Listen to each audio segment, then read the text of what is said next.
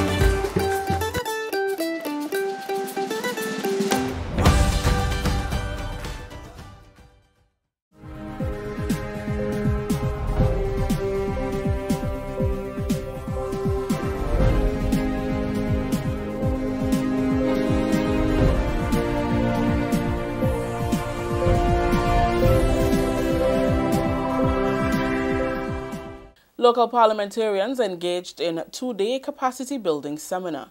We'll have details to this story and more when we return.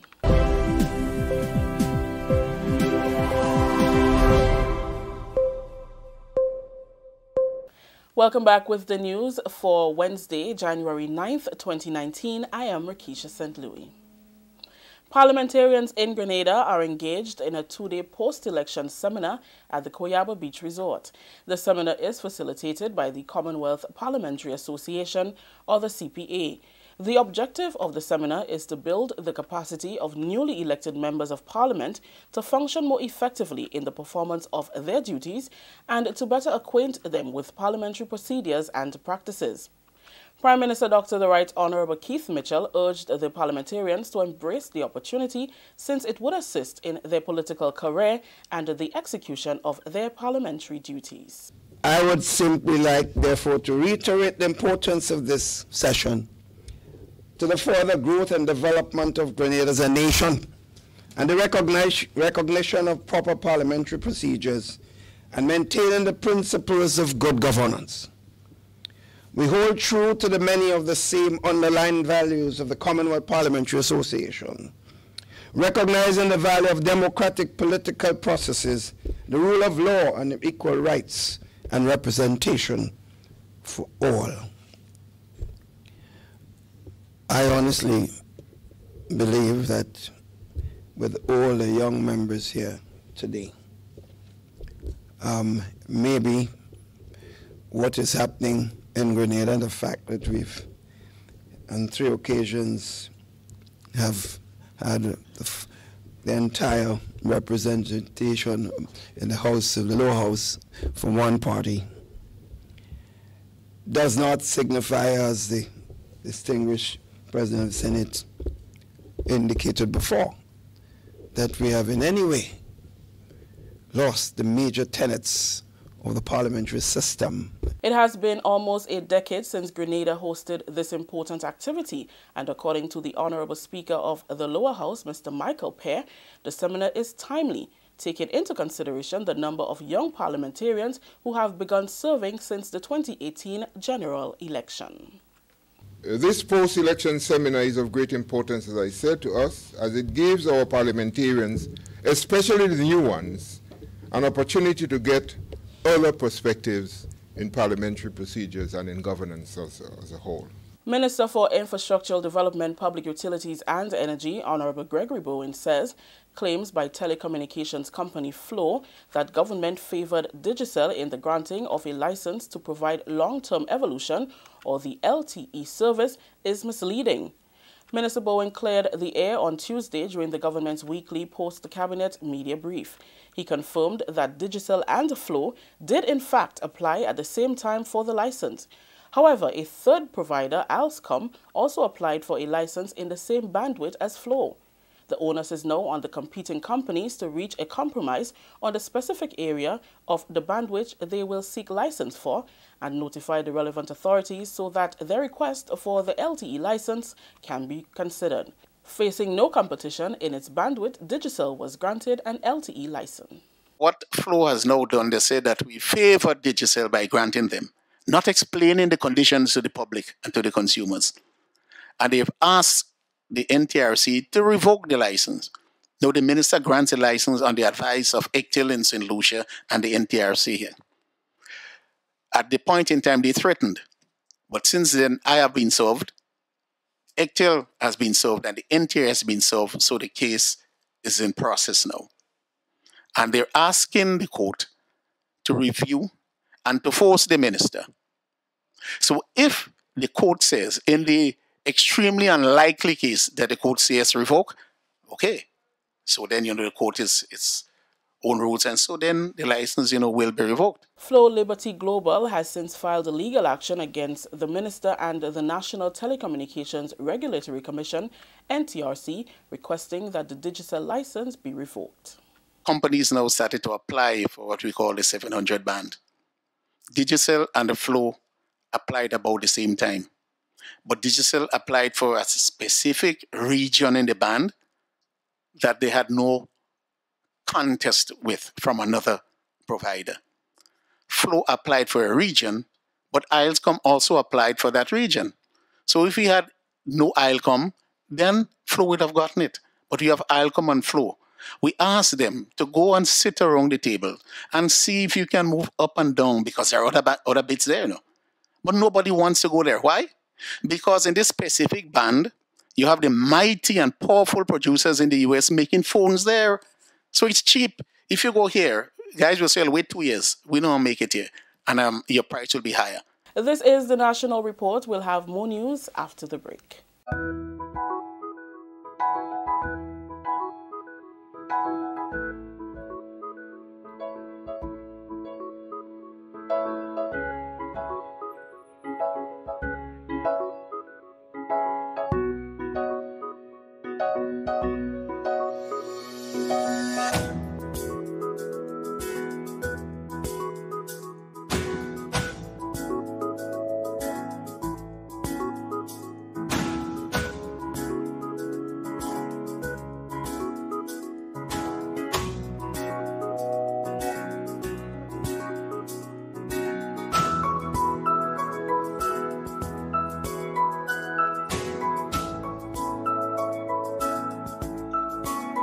Big business don't participate.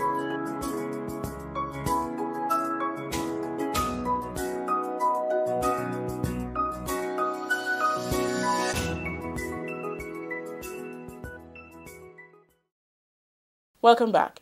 Grenada moves ahead with plans to submit the first draft of its National Sustainable Development Plan 2035 by May 2019 and the final draft to Parliament by November. The 2030 strategic plan will guide and govern Grenada's developmental agenda over a 15-year period. The 2035 plan takes into consideration development in 4 key areas: economic, social, environmental, and governance development. The steering and technical committees are hopeful that once the final draft is submitted to Parliament by November 2019, it will be enacted into law. Speaking at a press conference on Wednesday, Chair of the Technical Working Group, Dr. Carriacou, said everyone's contribution to the plan is critical. The national plan will ask a fundamental question, which is how do you see Grenada How do you want to see Grenada by 2035? Socially, economically, environmentally, and the area of governance.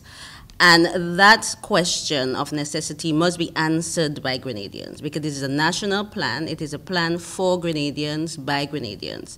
And so the visions and the goals and the objectives and the strategies that will be outlined in the plan must resonate with all citizens of Grenada. And it must be country-owned. And when we say country-owned, we mean it has to transcend government ownership and political ownership. It's a national effort, and we need all Grenadians to be a part of the process. It needs to be a collective responsibility and a collective embrace for the plan, for its development and its implementation. The Sustainable Development Plan's agenda was extended from 2030 to 2035. Initially, we wanted to have a plan that was implemented between the period 2015 and 2030. However, because of challenges, technical and otherwise, we had to change the name to 2035 because we were going to implement between the period 2020 to 2035, a 15-year period. That was Chairman of the Steering Committee, Michael Stephen. The series of contributors forum resumed last evening at the Carriacou Roman Catholic School, with 5 more sessions in the pipeline for St. Andrew and St. Patrick. And finally, the Ministry of Health has mandated the Health Promotions Department and Vector Control Officers nationwide to scale up intervention aimed at preventing an upsurge in the spread of dengue fever in Grenada. Chief Medical Officer Dr. George Mitchell gave the directive in the wake of an outbreak of dengue fever in the region, including Jamaica, where the disease has already claimed lives. Mitchell told health promoters and vector control managers that given the regional situation and the fact that there is likely to be an increase in the mosquito population around this time of the year, the ministry is not taking any chances and will not sit complacent. The CMO instructed that specific and targeted intervention in areas where there is a high presence of the Aedes aegypti mosquito be given urgent priority. He also requested that public awareness and education activities be stepped up and should include heightened vector control activities aimed at preventing any possible outbreak on the island around this time. The principal symptoms of dengue are high fever and at least 2 of the following: severe headache, severe eye pain, joint pain, muscle and or bone pain, rash, mild bleeding manifestation, the nose and or gum, and low white cell count. The Ministry of Health warns that younger children and those with their first dengue infection have a milder illness than older children and adults. That story just ended the national report for today, Wednesday, January 9th, 2019. Let's recap the top story. Local parliamentarians engaged in 2-day capacity building seminar. On behalf of all those who made this newscast possible, I am Rikisha St. Louis saying thank you for joining us. Until next time.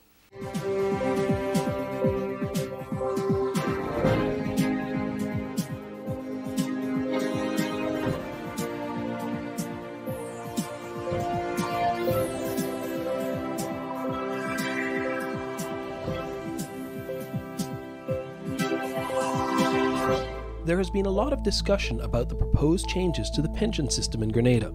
It's quite a complicated subject, so we thought we would help to explain some of the key points over a series of short videos like this one. The first thing we need to do is to understand where we are, where we have come from, and where we want to go. Grenada has emerged from one of the most successful structural adjustment programs ever, certainly in the Caribbean. The government did this while enacting programs to protect its citizens, with reductions in income tax, removal of income tax on pensions, and increases in wages. But most importantly, they did all of this without the loss of a single job. We only need to look around at our neighbours to see what a remarkable achievement this really is. Barbados, for example, had a 10-year wage freeze, and workers only received a 5% increase after elections.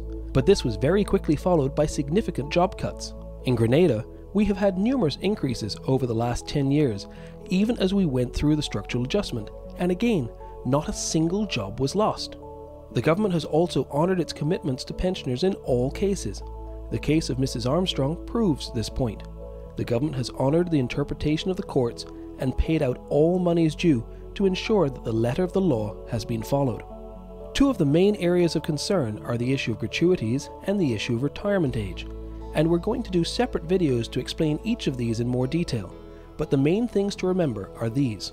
A gratuity is not a bonus. It's much more like a loan. A person retiring gets to take some of their money sooner rather than later and pays this back over time. This can be both good and bad. More money now means less money later, and we will discuss the issues surrounding this in our next video. But the key thing to remember is that the percentage of the gratuity doesn't change the amount that someone will receive. It only changes the timing of when they will receive it, and that too much too soon will leave too little later on. In relation to the second item, retirement age, it is no secret that everyone is living longer, and much of this is due to better healthcare, better nutrition, a safer working environment, and other government policies that protect people and help them to live longer and more active lives. That's the important part. People aren't just living longer, they're aging more slowly, and many still want to contribute beyond the current retirement age. Grenada has actually been rather late in changing its retirement age. Dominica is at 62. Trinidad and Jamaica are at 65. And in Barbados, the current age of retirement is now 67. There is also another matter of fiscal prudence.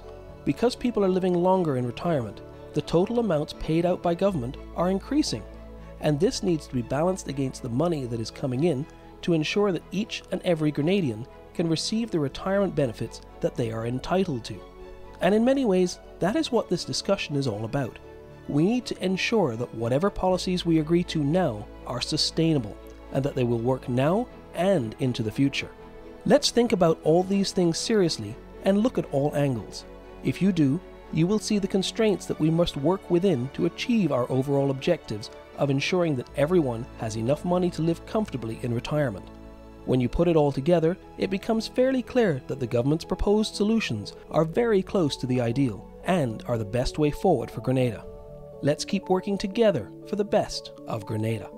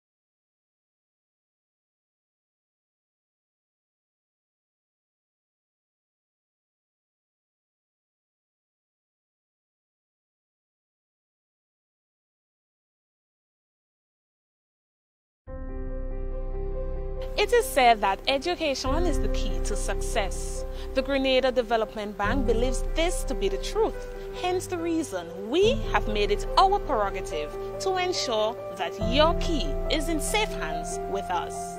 Here is how you can unlock your success with an education loan from the GDB. We offer you 3 loan options. We've got our regular student loan, our work-study student loan, and our special student loan. Our regular student loan is for persons who wish to pursue full-time tertiary level education. If you are a permanent employee who wish to study while continuing your employment, then our work-study loan is for you. Our special student loan is in collaboration with the government of Grenada, geared towards vulnerable persons who would like to pursue higher level education. Remember, you must have proof of admission from a recognized institution here at home or abroad. All our loans are 100% financing with interest rates as low as 5%. Get your funding from GDB today for your tertiary level education, your technical training or vocational training, even professional development, with up to 12 years to repay. Your future success is today. Grab it now.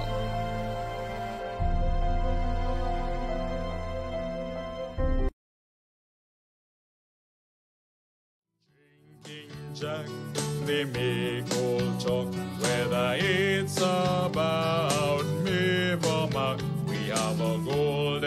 sun where one can take a tan, and a coconut palm with a waving arm. Grenada, you are so beautiful, and your people are so cool. With fresh spices and friendliness, you can always be the best.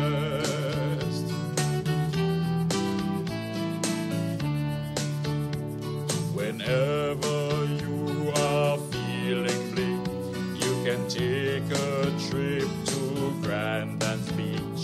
Been anywhere without a fare, in the company of a friend so dear. We have a bright sunlight on every lovely morn, and the setting sun when the day is done.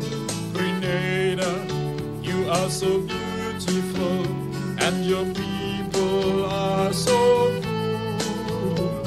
With fresh spices and friendliness, you can always be the best.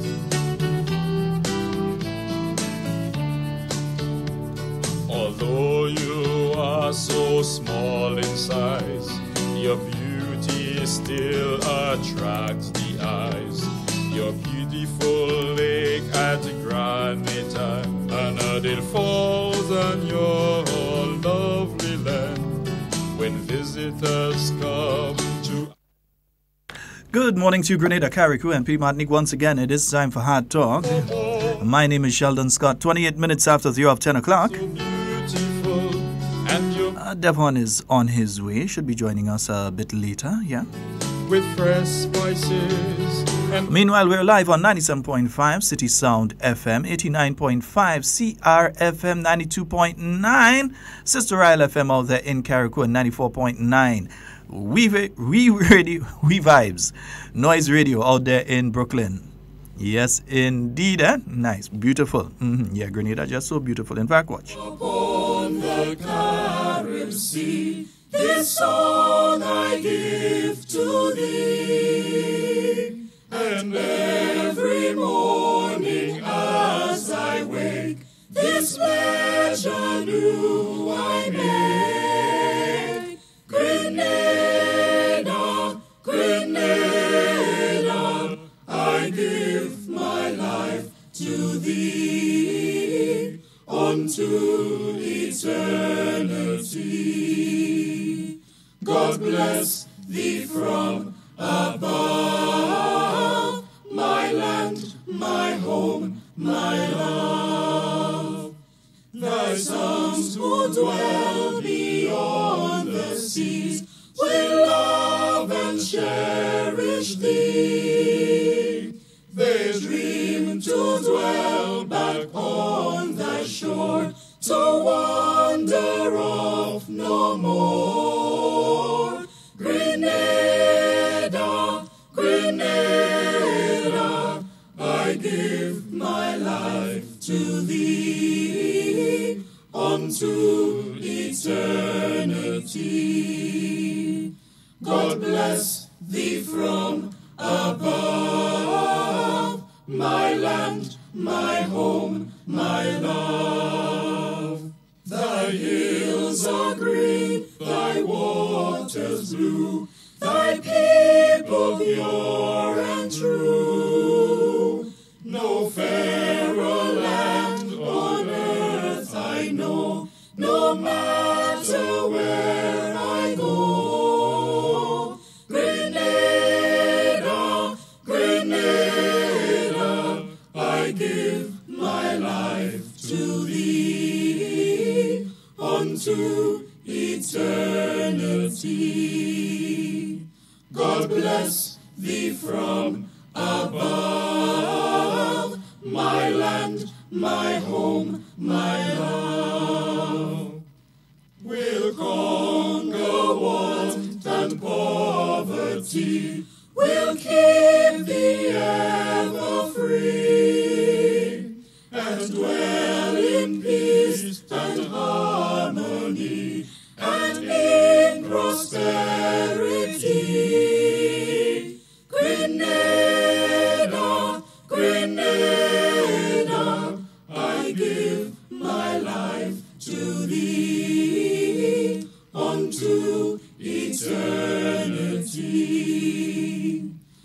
bless thee from above. My land, my home, my love. Yes, indeed, a fair isle upon the Caribbean Sea, yeah? Heading into our independence celebrations.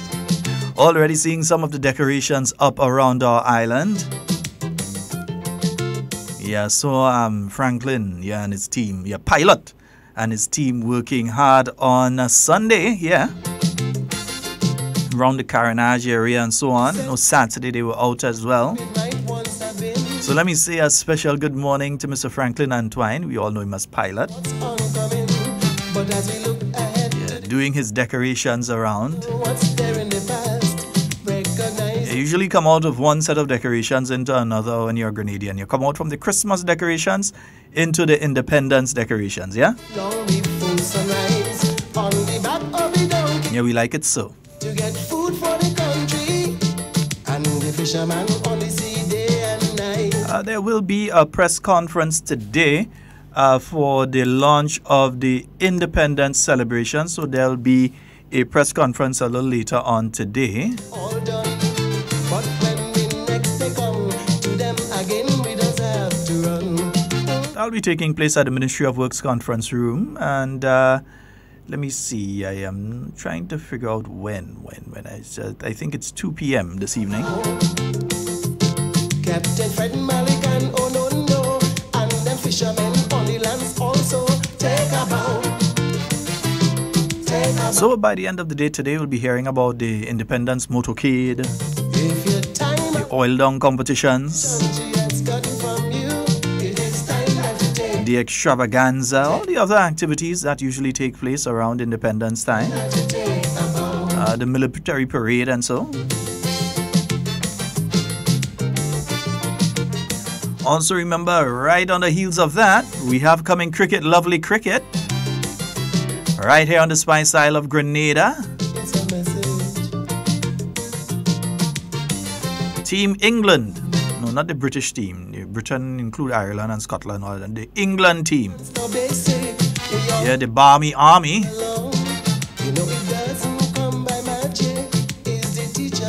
They'll be here in their droves. Give you the exact dates in a while. Tickets should be going on sale very soon. See work progressing at the National Stadium facility for that activity. A lot of work on the field taking place here. That's the main thing on the field. Also, no other work has taken place there as well. They've done work on the seating and so. There are one or two things in place as well for the screens. So quite a bit of work taking place at the National Stadium facility.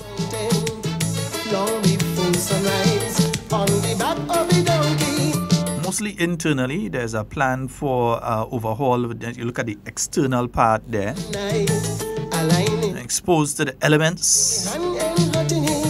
That sea blast isn't easy to deal with when it comes to metal, eh? The supplies they brought all done, but when we next they come to them again, we just have to run. So Uncle Quill from up in the village, supplying spices and also cabbage. Take a bow, Captain Fred Malikan, oh no. You're just seeing a note there. Grenada welcomed 528,000 visitors last year. I wonder when we'll be hitting the million mark, yeah? We're aiming at 500,000, got 528,000, 28,000 more than the target. That was disclosed by the Chief Executive Officer of the Grenada Tourism Authority, Ms. Patricia Meyer. So doing pretty well. Also, there are 2 cruise ships in harbour today. You know, before time I used to get a little list and saying these are the ships in and these are the numbers of people. I ain't getting that now. Education advanced or basic, we all need some to move along. You know it doesn't come by magic, it's the teacher who lays it down. Medical and dental services needed to keep health in control. But I'll say this to you, though. I saw a notice coming out yesterday. If you can avoid having to drive into the town of St. George, believe me, it's best to avoid it. Protecting you and me in the dark like a zombie, and the busman takes us from point to point. You know, especially when you're going up the West Coast, if you're coming from the Grand Anse area, Belmont area anyway, and you're passing, usually people pass through the tunnel and then they just pass through town and they could proceed along the West Coast. You may want to look at passing through the avenue. Yeah, going up the lane and passing through Archibald's Avenue. So primary and secondary school teachers, Friday radicals and all other. And then go down Cemetery, yeah? Take a bow. Put me and the lawmen of justice, Bower and Bus. It's going to be pretty congested in town. I think it's over 13,000 visitors today alone. And you have the taxis moving around, you have the train, you have the various busmen who trying to get a little bly. Yeah, the bank had to pay, you know, them busmen walk in. Bank had to pay. The various taxi men. Cosmos, good morning. You and Terry and all the guys there, the taxi guys. Also, King Elvis, good morning.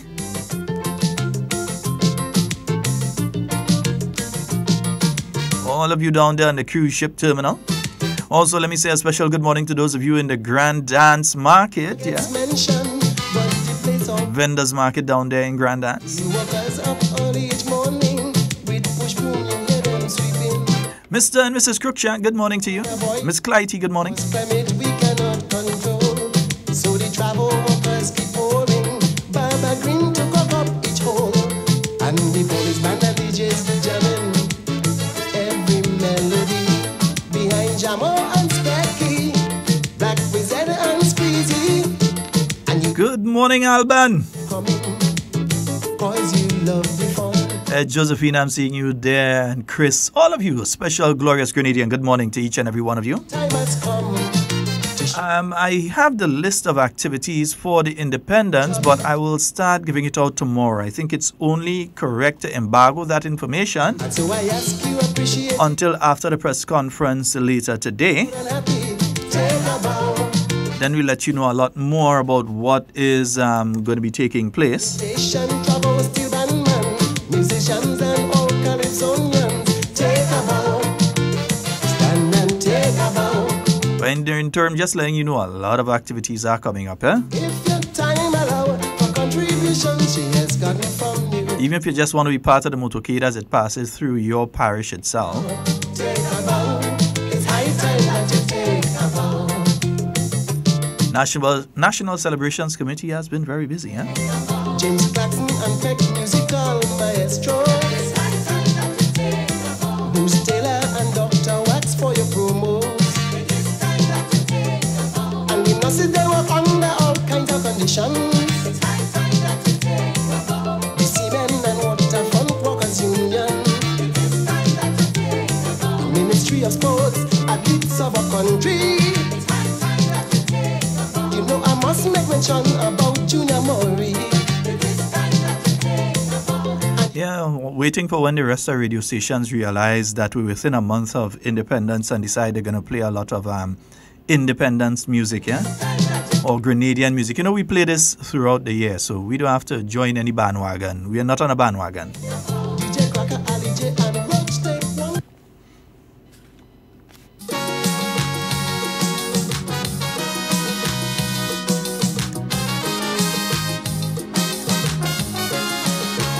Have a lot of local music, eh? So as I said, I'm just trying to take a moment now to contact Devon to find out how far off he is before we really roll into things.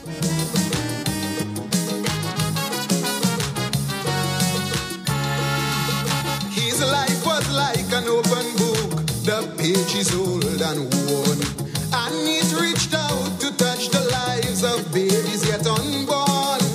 A shining light when all seemed dark, the hope for years to come. And then they killed the hope, they gunned it down. Right down here. And we have a call online. Good morning.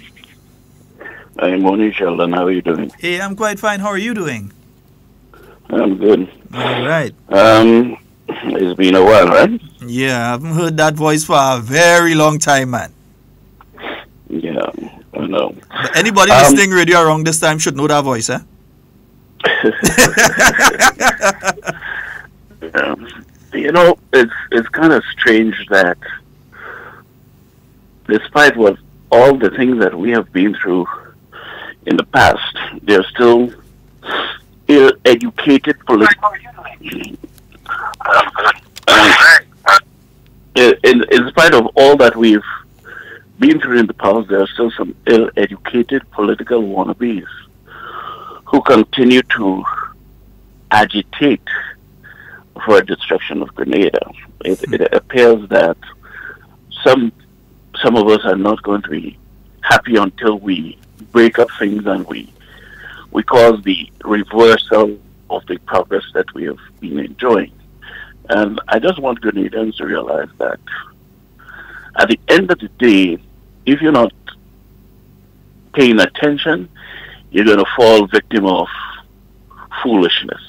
And over the last few months, we've seen a lot of foolishness being put on the Grenadian people by these political wannabes who think that they're so astute, when in fact they're exercising and exhibiting their ignorance. And I say that to say, we have to face facts that, one, Keith Mitchell is not Grenada, NNP is not Grenada. And two, NNP has been the best thing to Grenada for Grenada. And three, the results of the last two elections should be a clear indication to everybody who is thinking otherwise that the Grenadian people are happy with the work of the NNP. And when people continue to strive to create that imbalance and wreck the society, it's a dangerous thing, not just for us, but for our children. And we must refer to our history. They did it with Eric Gary. 4.5 years into the revolution, they were not satisfied. They did it to Maurice Bishop. The reason they're upset is because they can't do it to the leadership of the NNP right now.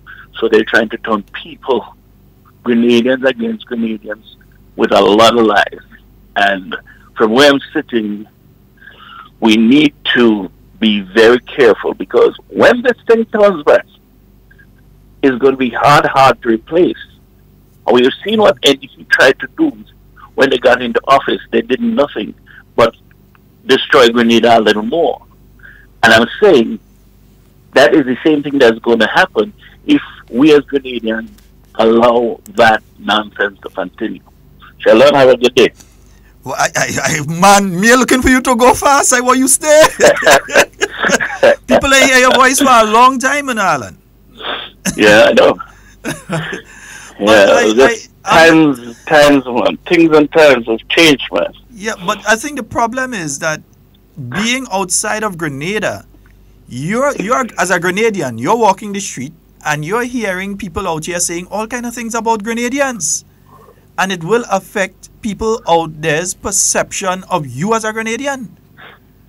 Yeah, but what is frightening is that there are a lot of people who are quote unquote educated, but they're not using their common sense. And they're not asking questions where they're supposed to ask the questions. Mm-hmm. And they're all bandwagoners. They jump on a bandwagon, bring him down, kind of nonsense. And you're not taking into account that NDC was there for 4.5 years, and every month you had to wait the next month for your salary. And you have to understand stability is about understanding what the government say we're on a specific track and this is what we're doing. And the NNP has never kept anything from the Grenadian people to say that they're ill-informed as to what is happening with regards to where the country is heading. Mm-hmm. Mm-hmm. And like you say, from out here, when we look in on Grenada and we hear the comments that are made about Grenada by non-Grenadians, then we wonder why the people in Grenada cannot appreciate what it is we have going for us right now. Yeah. And that is pure political spite. Yeah, nothing about pure political spite. But these are the same people that are going to, on Independence Day, sing the anthem and say "Hail Grenada" and all this sort of thing, and then they're going to throw on their national colors and we so love Grenada. These are the same people that are going to be doing that, The but people. all that is good. All that is good. We like to see that patriotism, but do they understand the idea of patriotism? That's the point. That's the point. It is good to wear the colors and say you love, but do you understand the idea of patriotism is? But there comes a time when you might have to take a cut in your salary. I hear a lot of people talk about, the hospital is so slow, and we need a better hospital, and if it was in America, right? I had a 7 a.m. appointment with a doctor. I had an appointment with a doctor at 7 a.m. I didn't get to see that doctor till 5 p.m. Jeez. In the United States. Now, they think it's better over there. From 7 a.m. to 5 p.m. That's right. Because you see, besides having me to deal with, he had every other thing to do that he had to take care of. Oh, boy. Right? And that is what people don't understand, that everywhere you go, there are problems. And we have to be happy. We have to be happy with what we have in Grenada. It might not be the best, but it is up there with the rest of the world. And Grenadians that think Grenada is so bad, I wish they would jump on a plane and come to the U.S., let's say about the end of January, middle of February, to experience the winter that everybody has to go to work, whether it's rain, snow, sleet. And then they understand how happy we have it back in Grenada, where we can wear the same T-shirt for the whole year. And not to bother with that. Rain, sun. I do all you have to worry about rain, sun. Yeah. And even when it's raining, it's warm. So you don't have to worry about that. Yeah. So. Right, but brother. I just thought, it's time we start, becoming more conscious of the things we're doing to Grenada, because we have it too good and we're taking it for granted.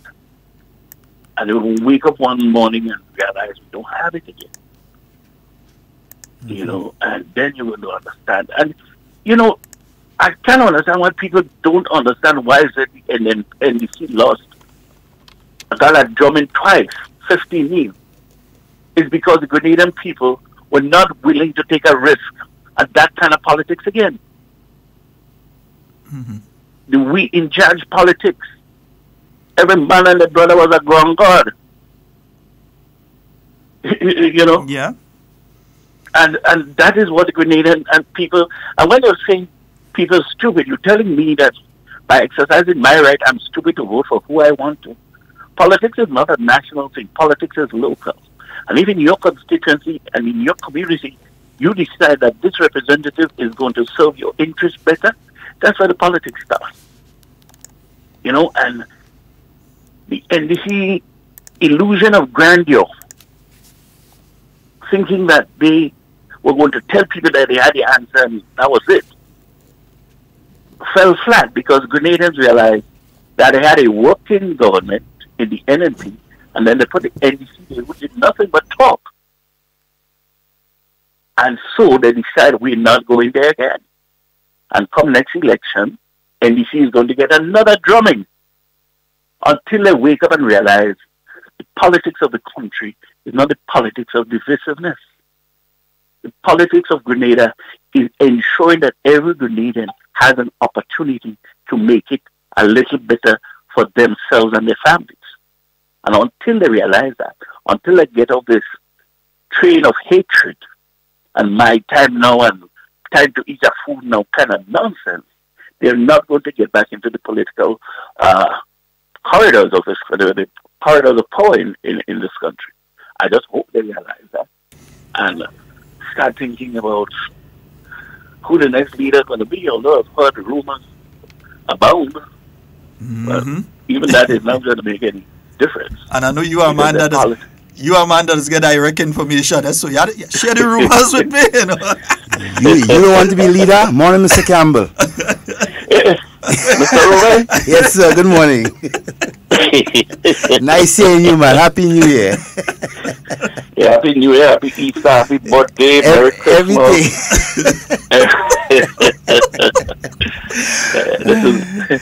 This is 5 years. Yes, boy. Yeah. Right. So you know there's a lot of birthday and Christmas you have to enjoy on my behalf. I will. I will do the best.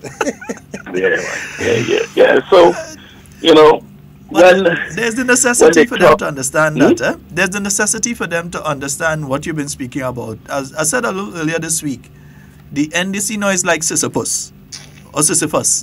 Pushing a boulder up a hill that they're going to never reach the destination because they refuse to change how they operate the same way that they operate before the 2013 election. If you listen to them now, it's the exact same thing.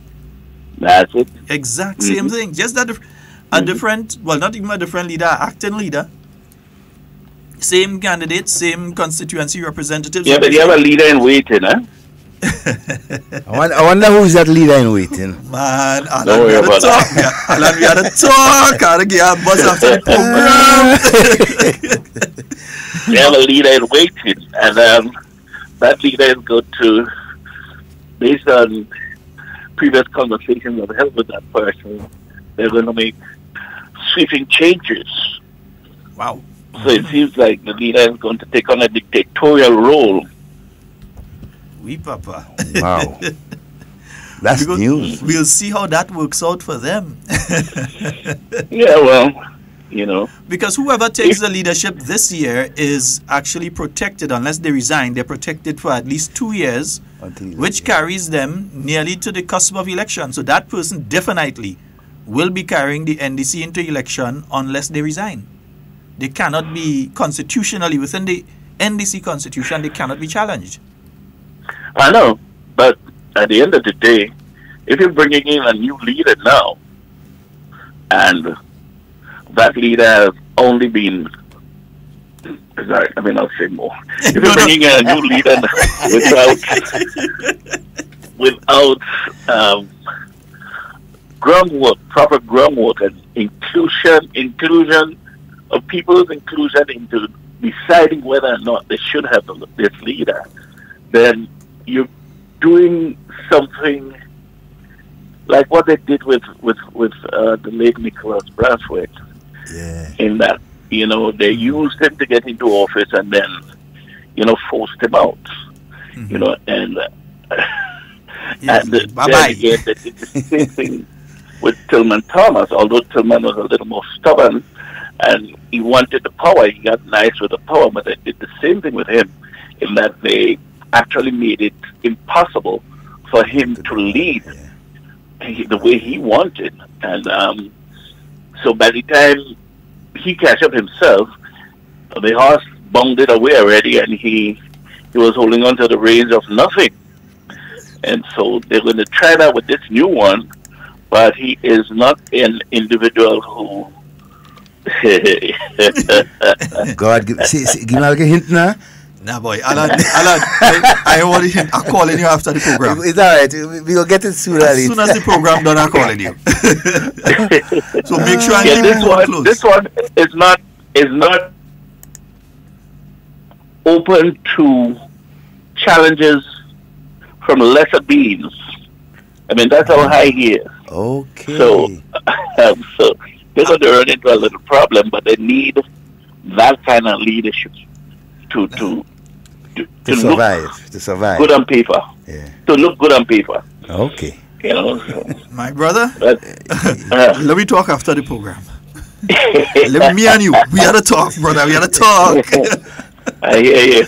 All right, man. And I know a lot of folks are very excited. They've heard your voice. It's been the first time that they've heard your voice in a very long time.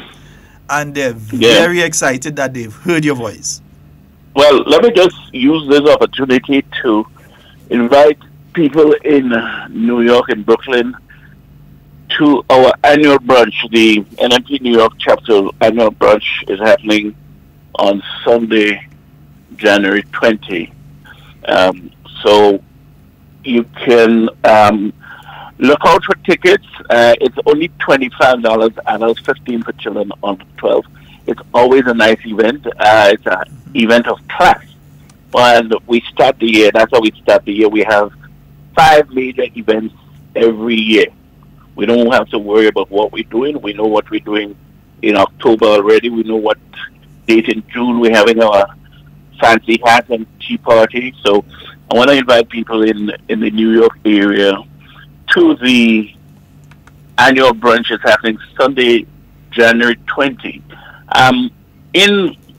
In motion right now. So what I'm going to do is I'm going to send you a copy of the ad so you guys can run it for us. No problem. On the program. No problem. Yeah. All right, thank you very much, brother. You can call me afterwards. I will tell you who's the new leader. I'm calling you, serious. All right, brother. You enjoy the rest of your day today. All right, Alan. Yep. All right. Okay. Great. Yes, folks, that's Mr. Grenada in 360 himself. Yeah, it's wonderful here in the Issues voice, Live and Grenada in 60. Yeah, them NDC defrated that program. Admitted Devon. That program was the biggest tournament. I defraid that program. You know why? Because I know Alan. You see, he not just would say things, but how he brings it across. And so he will shake you. You know, and definitely. I was scared at him, especially immediately, like after 2008. Oh my God, Alan! And he started in 2008. You know, Alan started the thing in 2008 itself. You know, and I'm telling you, he was shaking the place. Until he migrated. Until he migrated. You know, duty calls. Yes, indeed. So he had to, you know. Yeah, you know, understand. When you hear a song, when you hear Alan, we had to give him a song. Yeah.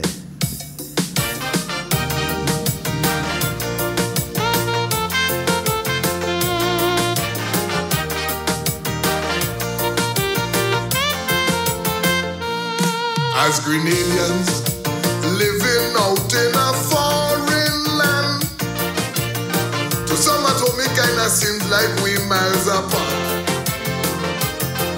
But I live each day hoping that you will understand that Grenada really lies so close to our hearts.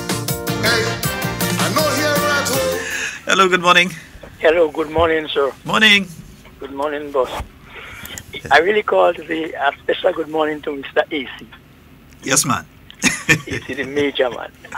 You know, hearing him now reminds me of just after NMP had lost the election in 2008. Exactly. Yeah. And, you know, just a few callers he had on his program. A man who is straight and but he never gave up. It was a very effective program. Very, very effective program. I remember when we used to be ponging them, Devon and them. Yeah. Left, right, and center. We never give up. I tell you. And he's one man, when he's saying them things, we friends. And I never would tell him, boy, Leeting, because I know, you see, Alan was that type of person. Fearless. But the man was good. Fearless, and he was good at what he does. His program was very, very effective. I tell you, from the time that program started, I think it was in September, the program started off. Yeah. Part of the program. That was the beginning of the campaign for NNP in 2008. Somewhere in September, the program kicked off. And it was from there, and Alan had that program going. I tell you, it was like, every day you listen to the program, election is just the next day after. Because, you know, you always have this information.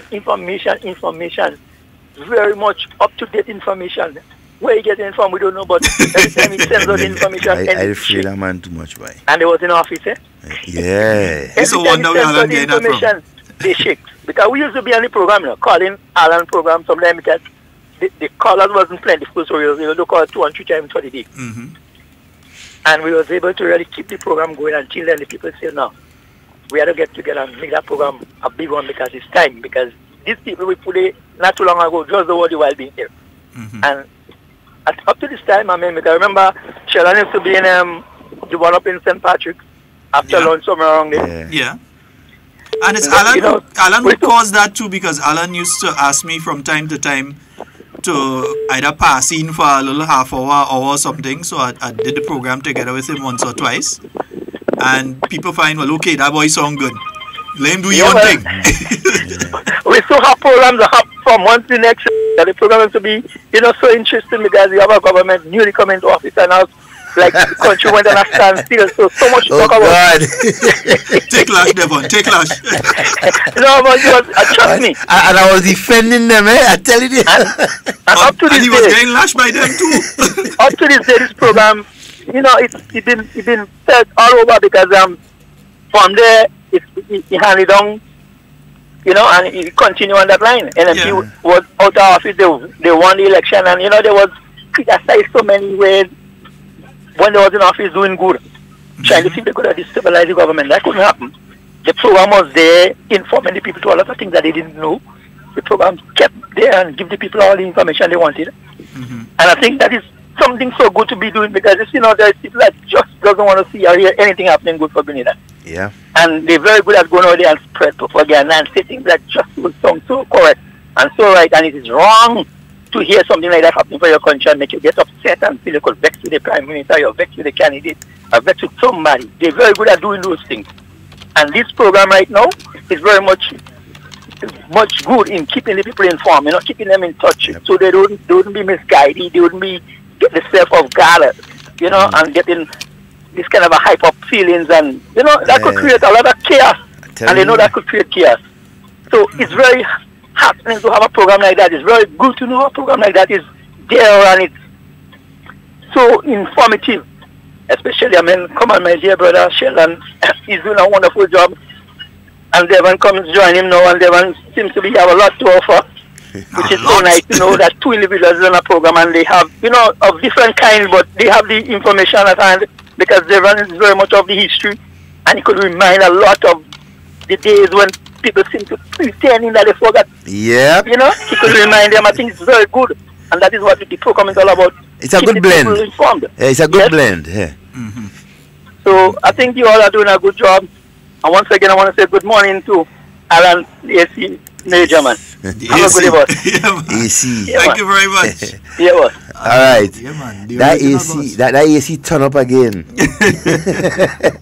Hot or cold, I know which one, but he turn up again. No, but I think that he's making a very valid point. Alan is making a very valid point about some individuals who just, you ever heard the movie The Gang That Can't Shoot Straight? You ever heard about the gang that hear, but all Western. Yeah, it's like that gang just can't shoot shit. They can't see target. Good morning and welcome. Good morning, Sheldon, Devon. Good morning. Morning, my friend. Hey, I called this morning because I always say you start the program right this morning. You started with the patriotic song and the first caller. I was trying to be the first caller, but I couldn't beat him.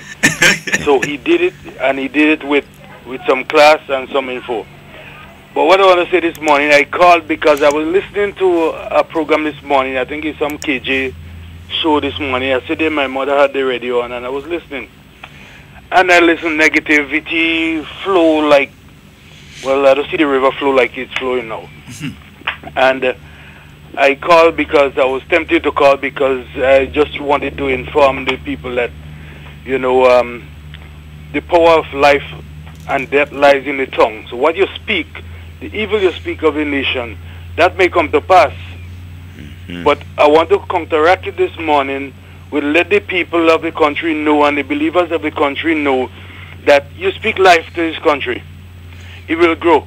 Next point I was trying to bring to him to show him that I left here about 40 years ago. And come back here now, I was trying to show him the difference with the growth of the country and the positive influence that he had. I was trying to let him know that we used to play cricket in the road, we used to play soccer in the road. Now you can't do it. I was trying to tell him that I could remember counting the amount of female drivers we had in the road. And he cut me off and tell me that is barbaric, the reference of the growth that we've been making. And they was complaining about folks on GBN cut them off because they couldn't make the point. But he cut me off that I couldn't make the point to show the people the growth in the history, where we come from, and where we're going and where we at now. So I want to remind the people of the country that we speak positive of our country. The leaders are in place for us is to lead us, and we have to pray for them, whether we like them or not. And if the believers who don't like could honor what God says and pray for our leader, we'll inherit and grow better. There's a lot of changes that could be made, a lot of things to adapt and to go forth with that will enhance the country, but we got to, win the people of the government, because a lot of people believe that the government's supposed to feed them, clothe them, house them, maintain them, do everything for them. But God gave us a free mind to grow, develop, and to put our minds to use. The development that is happening, I pass through True Blue, I pass through Fort Judy, I pass through a lot of places I pass through, and I've seen places, and I say Grenada is not small, Grenada is large, it's huge. And seeing the houses and the development that is happening in the country, we got to be grateful for where we at. We speak about other countries, we see how people fleeing from other countries because they can't get food, they can't get, Grenada is prime property to develop. When the foreigners come to develop, we run with mouth on them. But God give us the ability to develop the same culture and businesses that is there to develop. But if we sit back and depending on government to do it, and we won't think for ourselves and think the strategies to bring forth and to develop something for ourselves, we won't. Government only there to steer us, to help us to go with what we have to do. So I want to say this morning that, hey, remind the nation to pray for our government, support our government, and get the benefits of what we are to get. There's more I could say, but others behind. So, hey, I'm waiting on you still. We got a hook. Okay? All right, my brother. Bless you. All right, have a good day.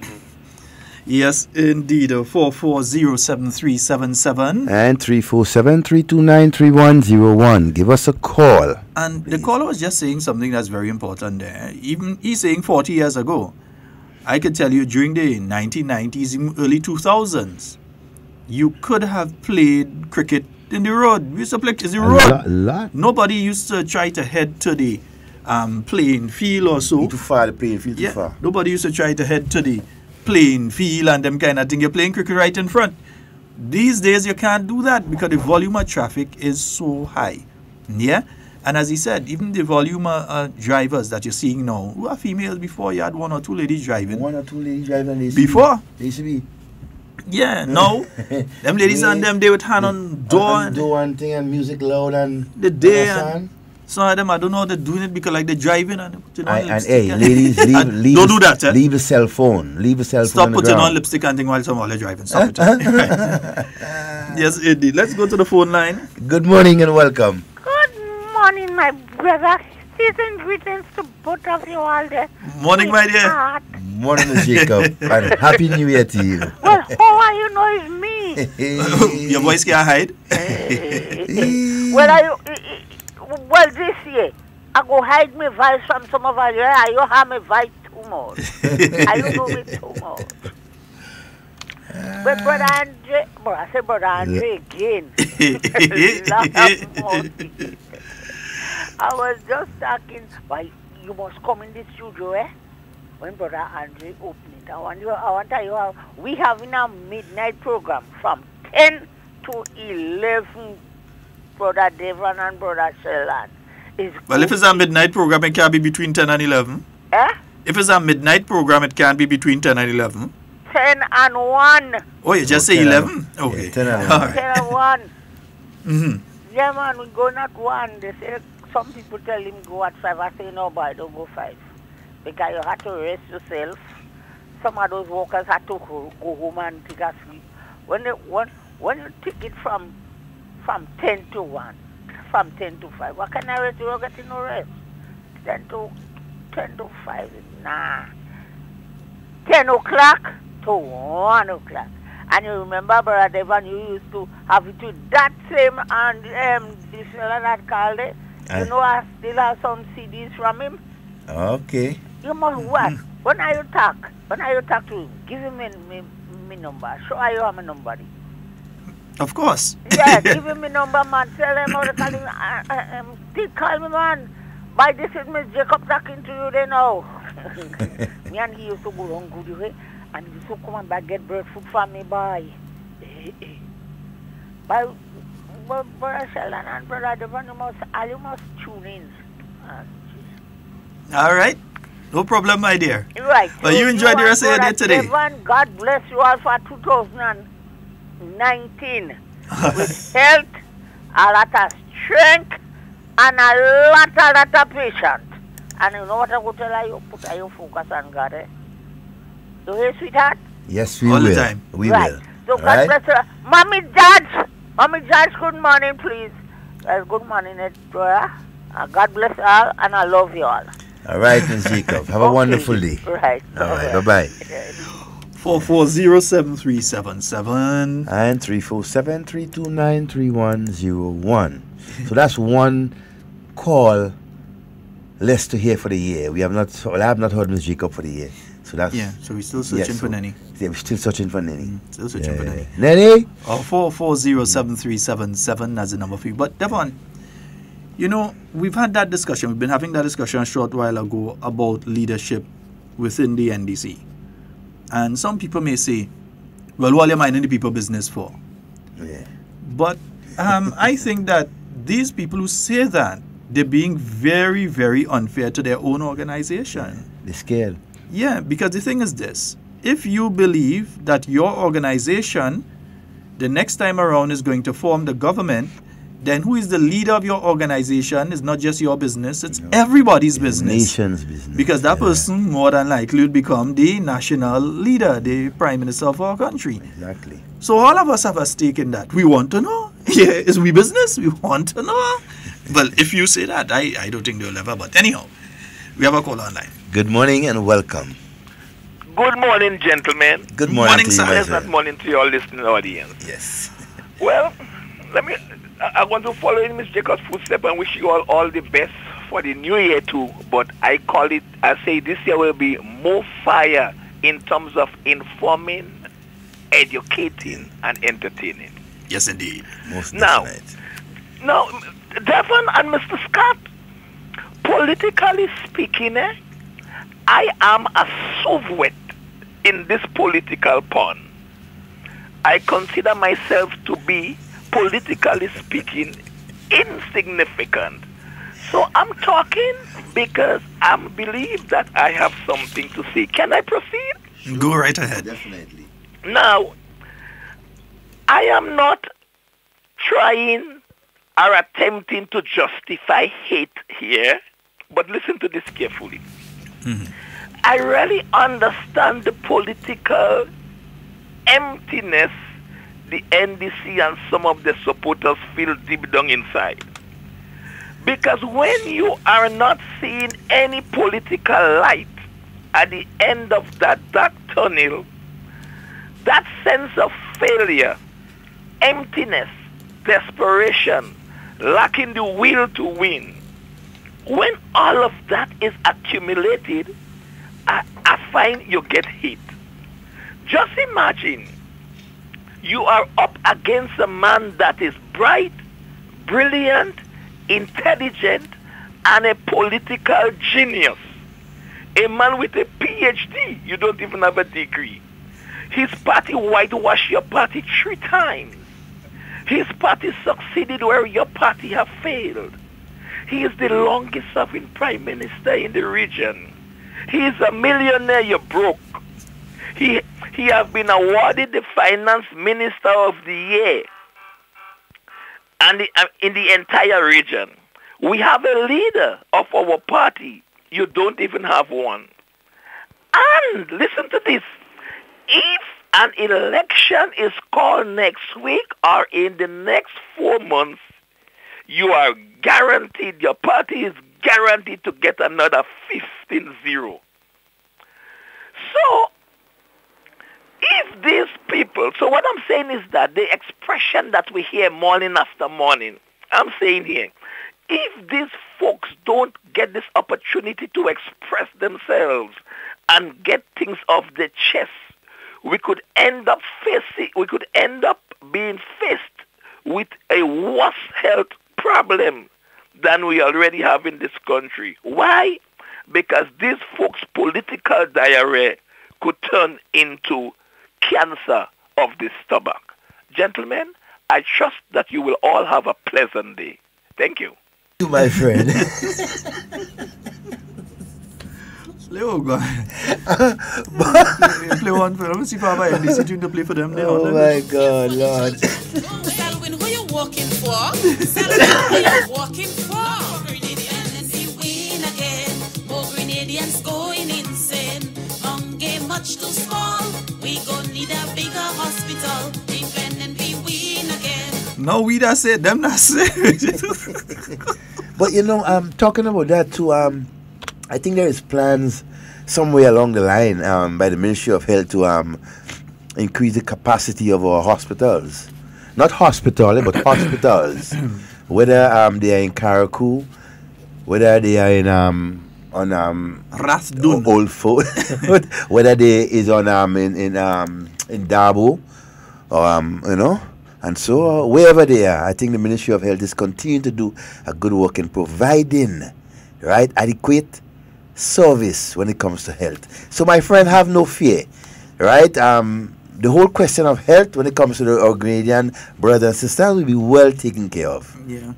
And since many people have been speaking, and you realize that the NDC usually uses the particularly target specific areas at a time. Yeah. So they're targeting right now the union climate, they're targeting healthcare, and they're targeting infrastructure.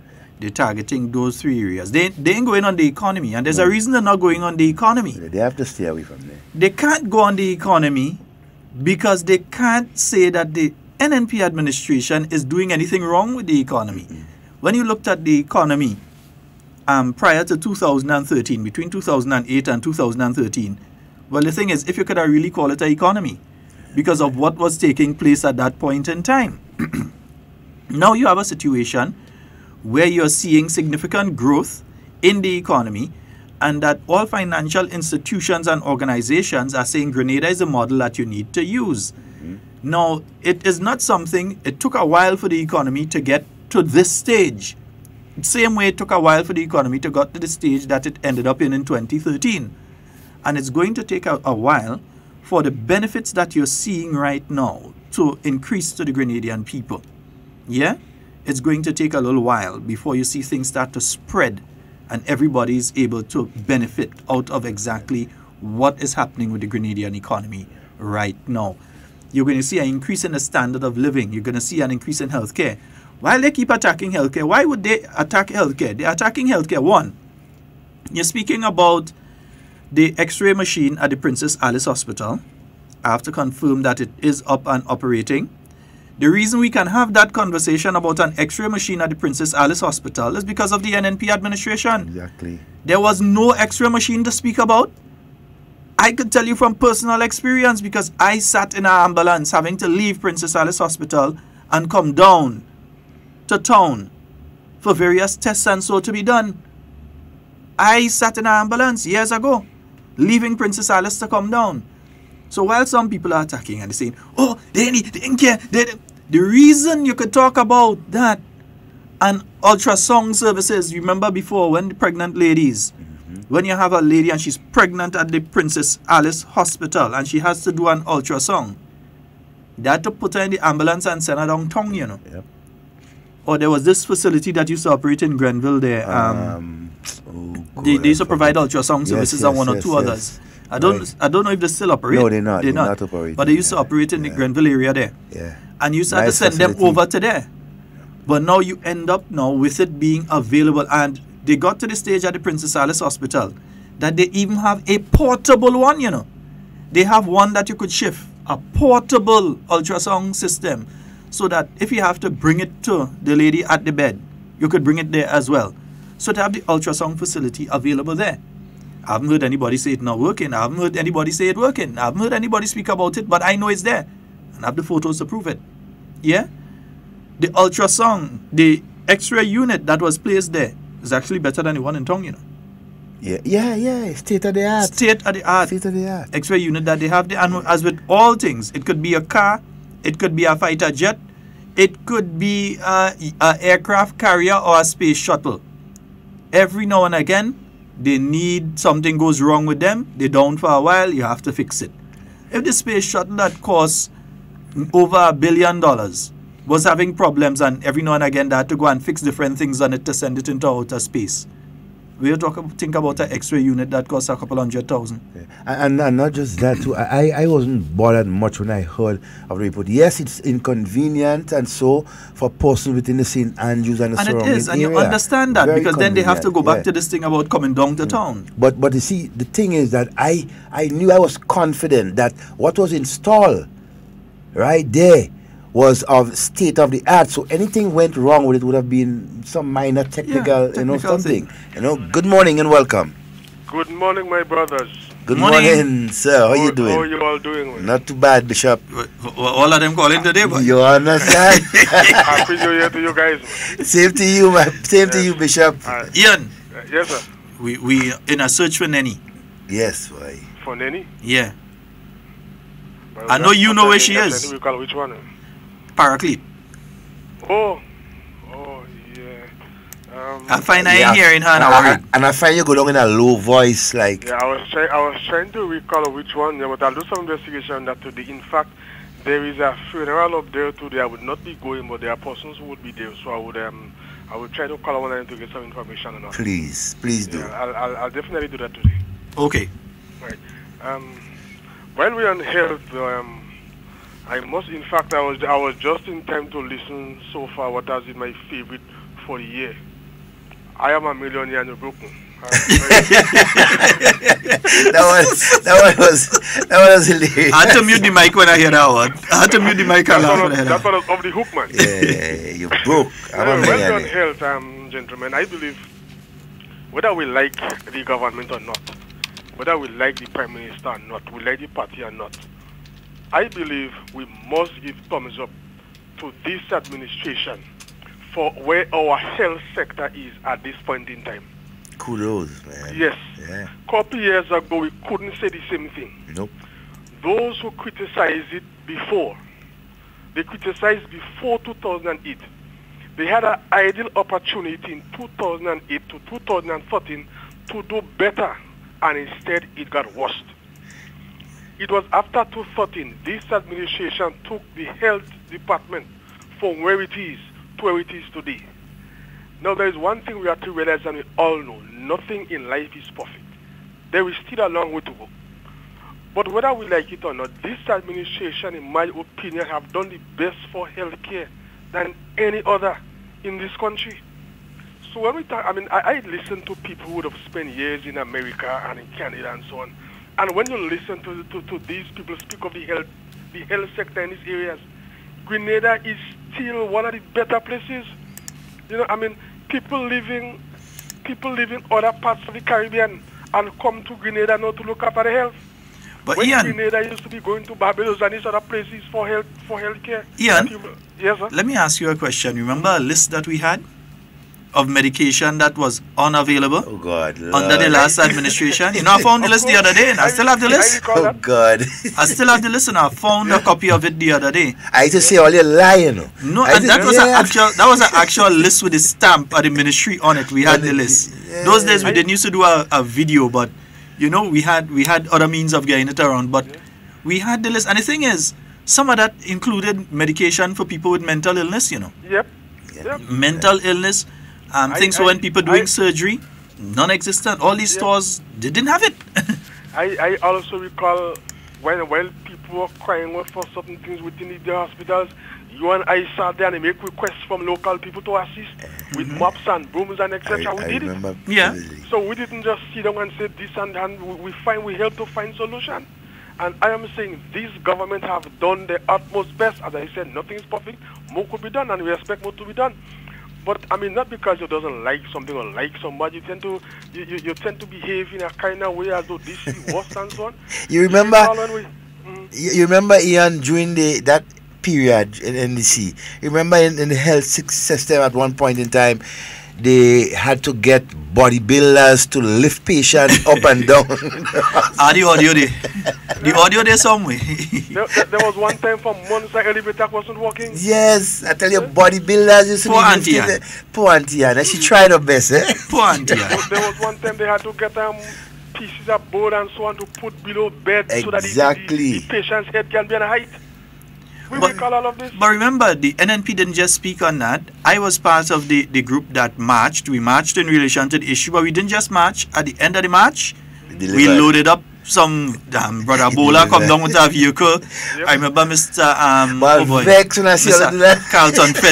Mr. Carlton Frederick, Honorable Roland Bola, and so we load up some vehicles together with many other individuals. I'm trying to remember I remember those two as two were driving vehicles. I'm trying to remember the other people that were there. I don't want to leave out people, but I can't remember the other people. I have the pictures of it. Went up to the hospital, went up to the hospital and dropped off a set of fish and meat and all sorts of goods, and the one them was vexed. If I was vexed. even painkillers and so on. Yep. Got a set of stuff and fig and different things and brought it up to the general hospital. We didn't just talk about it. MP Clarice Modes was there. She was in the forefront. Did something about it. Alice Hospital presently, when you go to the Princess Alice Hospital now, you wonder if that is the same place you was a couple of years ago. It has been transformed. You know, on a yearly basis, we also go to, and we don't just talk hospitals there.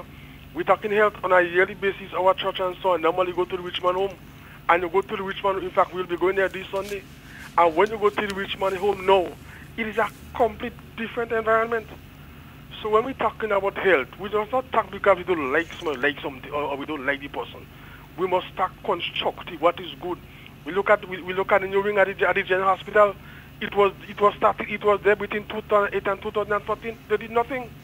Well, you see, that is why I'm saying they're attacking different areas, but there's a reason they're attacking those areas, Ian.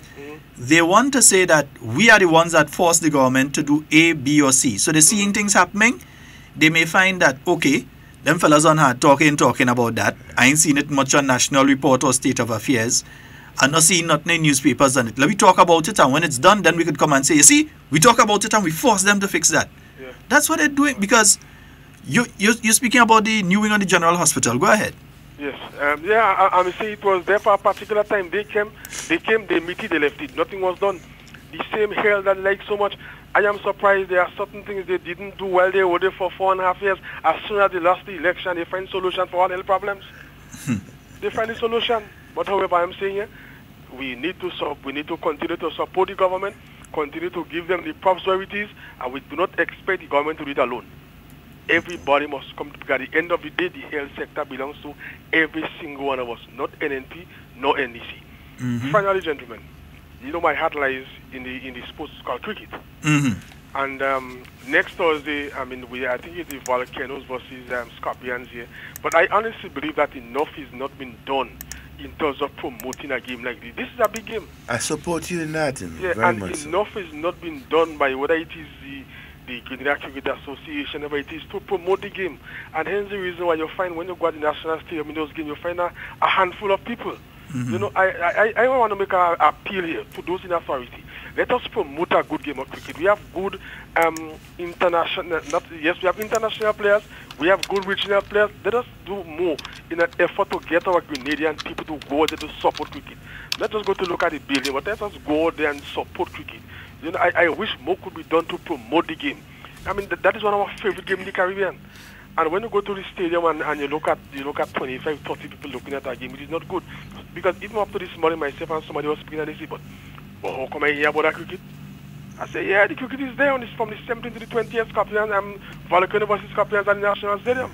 You know, I think more could be done in terms of promoting that game, and you know, so more people could go out there and look at the game. You know, I just thought I wanted to make that point.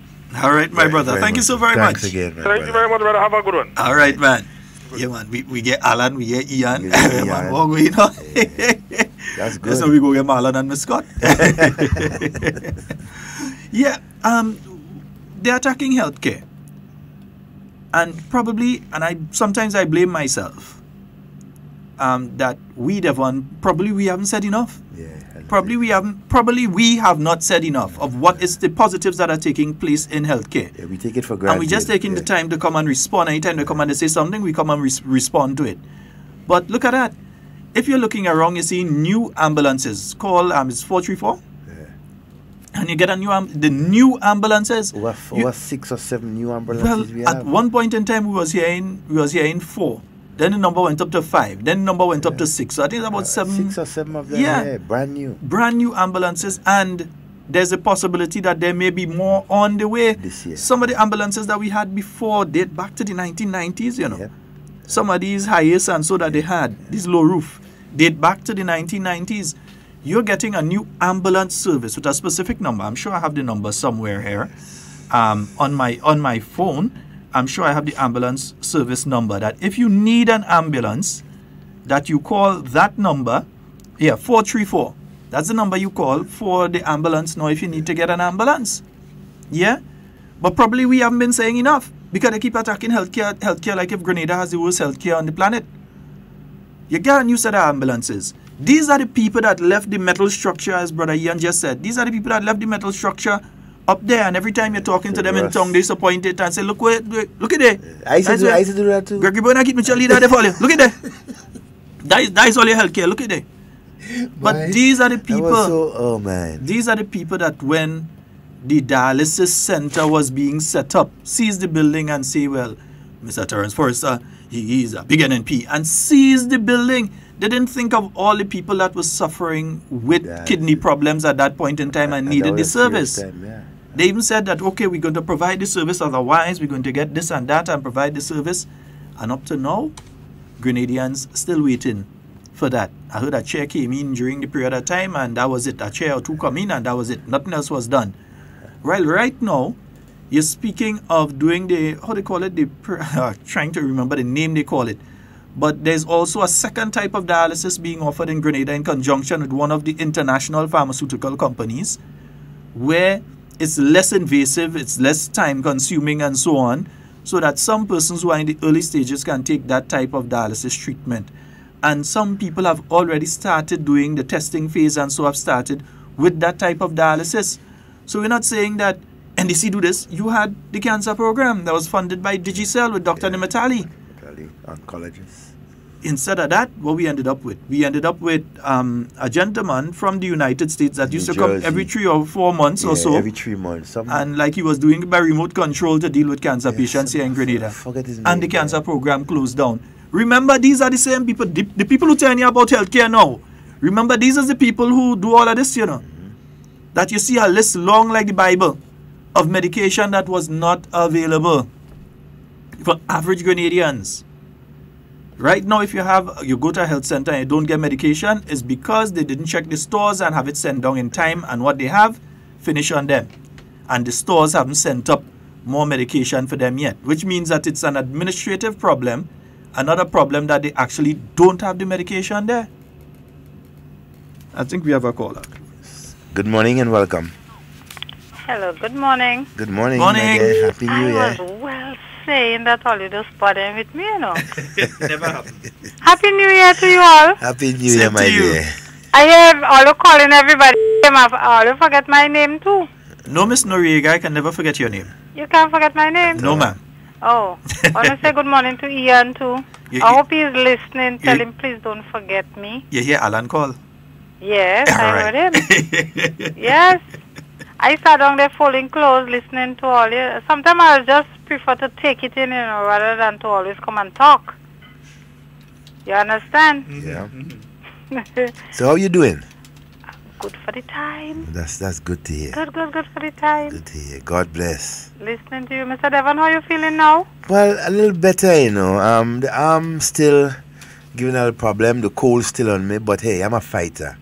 Never give up. So. After he come and he gave everybody the cold. You understand? Yes. So why I alone must bear that burden? I know. Nazem can't even come in studio. You have to share it. You have to share it. I'm not a selfish guy. Oh no.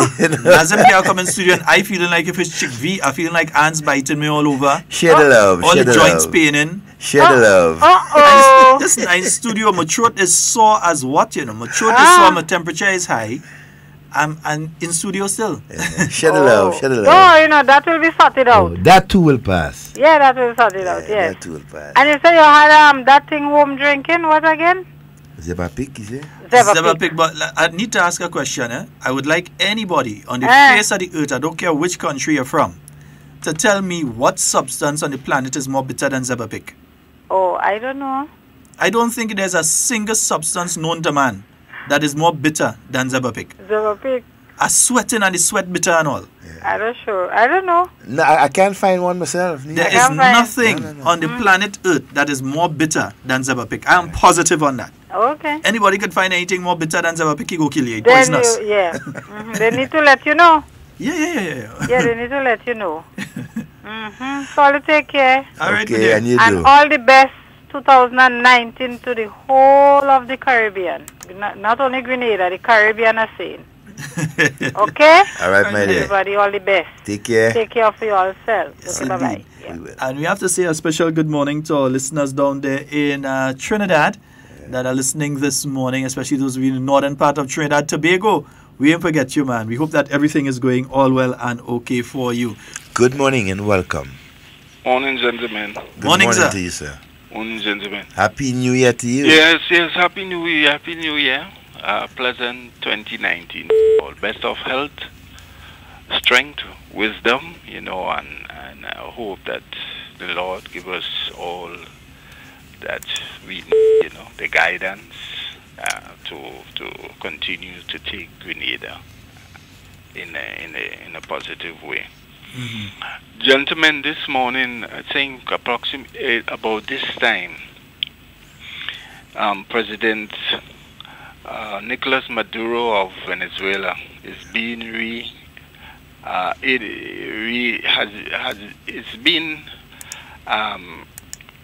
inaugurated once more as president of that country, and I just wish to express to all Venezuelans and to the people of Venezuela, because I recall, despite the efforts of the certain international entities opposed to the Venezuelan government, despite the means, the efforts they have made of to avoid to prevent the Venezuelan people from letting the voices be heard. Quite a majority of the eligible voters went out on the 20th of May last year and voted President Nicolas Maduro as president. In fact, he got a 67.7% of percentage of the voters that turnout. So it was a massive and it was a convincing display of confidence in the works that his administration has been doing over the previous 7 years. And I just wish to say thanks, because Venezuela has been very helpful in assisting our Caribbean territories. You understand? And I just think as a humble Canadian, we wish to express, and also on behalf of the Grenada Venezuela Friendship Association, express our fraternal and heartfelt congratulations to President Maduro, his United Socialist Party, and government, and the people in general of Venezuela, who continue to demonstrate their patriotism and their heroic nature, in standing up to a world power as America. I pray and I look forward to continued unity and development coming out of Venezuela. Thank you, gentlemen. All right, my friend. Have a wonderful day, sir. Yes, sir. Yes, indeed. I think I heard another call coming through. Let's go. Good morning and welcome. Hello. Hello. Yes, good morning. Hi, Mr. Scott. Hi, morning. Good morning, sir. How are you this morning? First of all, I must new year to you. All right. I'm good, man. Yes. Yeah, man. Sugar, you know, I come from Toronto. Okay, man. Hey, Sugars! long time no hear you, man. Long time I don't hear. Yes. But you're tuning in, man. Yeah, man. So everything, man. Good, man. But Yes. I realize your home country starting to head down that road, eh? Wait, Canada? No, Jamaica. Oh, no, with Canada. I was in Jamaica in July. I realize like they're starting to get ready for elections in a year or two. See the talk start? Well, I'm just here fighting somebody cold, man. It's cold, man. Ah, goodness, man. Well, I know you know about Ray and Nephew, but we have rivers. You have two type of rivers. The strong one and the pulling current one. I'm looking forward to come to Grenada in next year, you know? Yeah, man, definitely, and we would love you to come, man. Yeah, man, I have to come and visit you, man, see what you're doing at the station there, man. Yeah, man. No problem, man. You're welcome anytime. yes. So anyhow, take care of Mr. Sheldon. I just want to big you up, you know? Yeah, blessings, man. The original Blessings, Sugars. love, man. Yeah, man.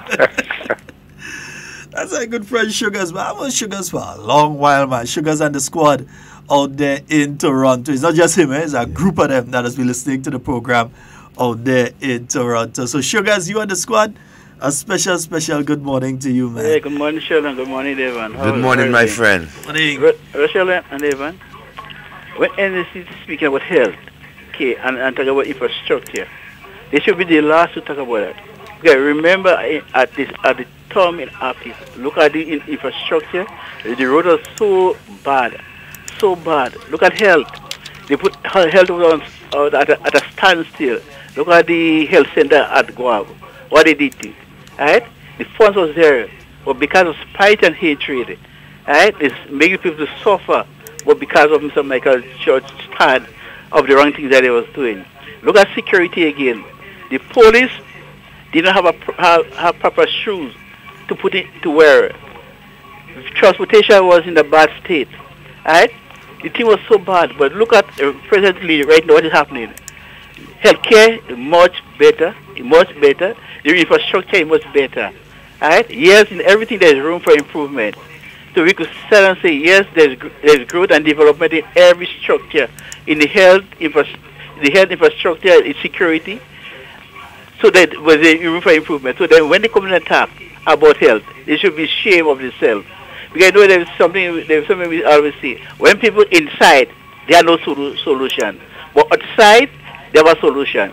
So I do believe the right place for them to stay out and be opposing party. Because they can't govern, they know how to govern. Right? NMP is a party that cares and they love people and they doing the best for the Grenadian people. Though even those that hate and say all kind of things, we still love them. We will not speak it about them, we love them. So all that we have to do for them, to let them come on board.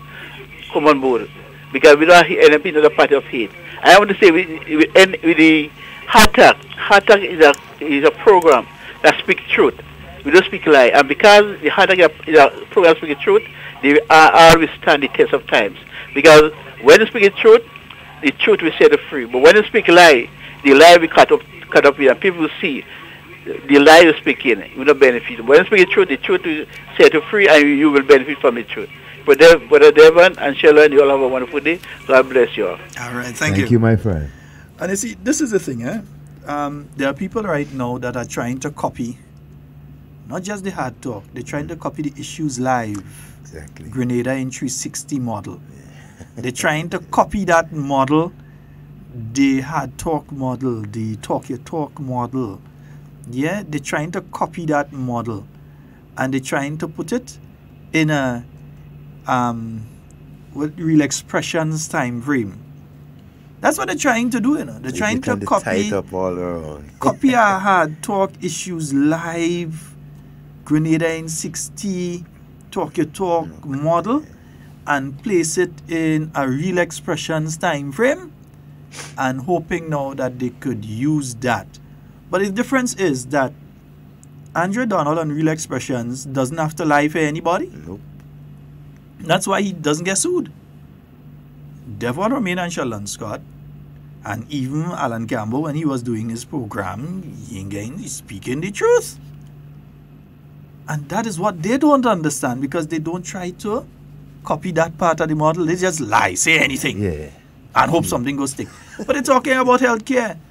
These people talking about, as we said, they're talking about Princess Alice Hospital and the X-ray machine and so.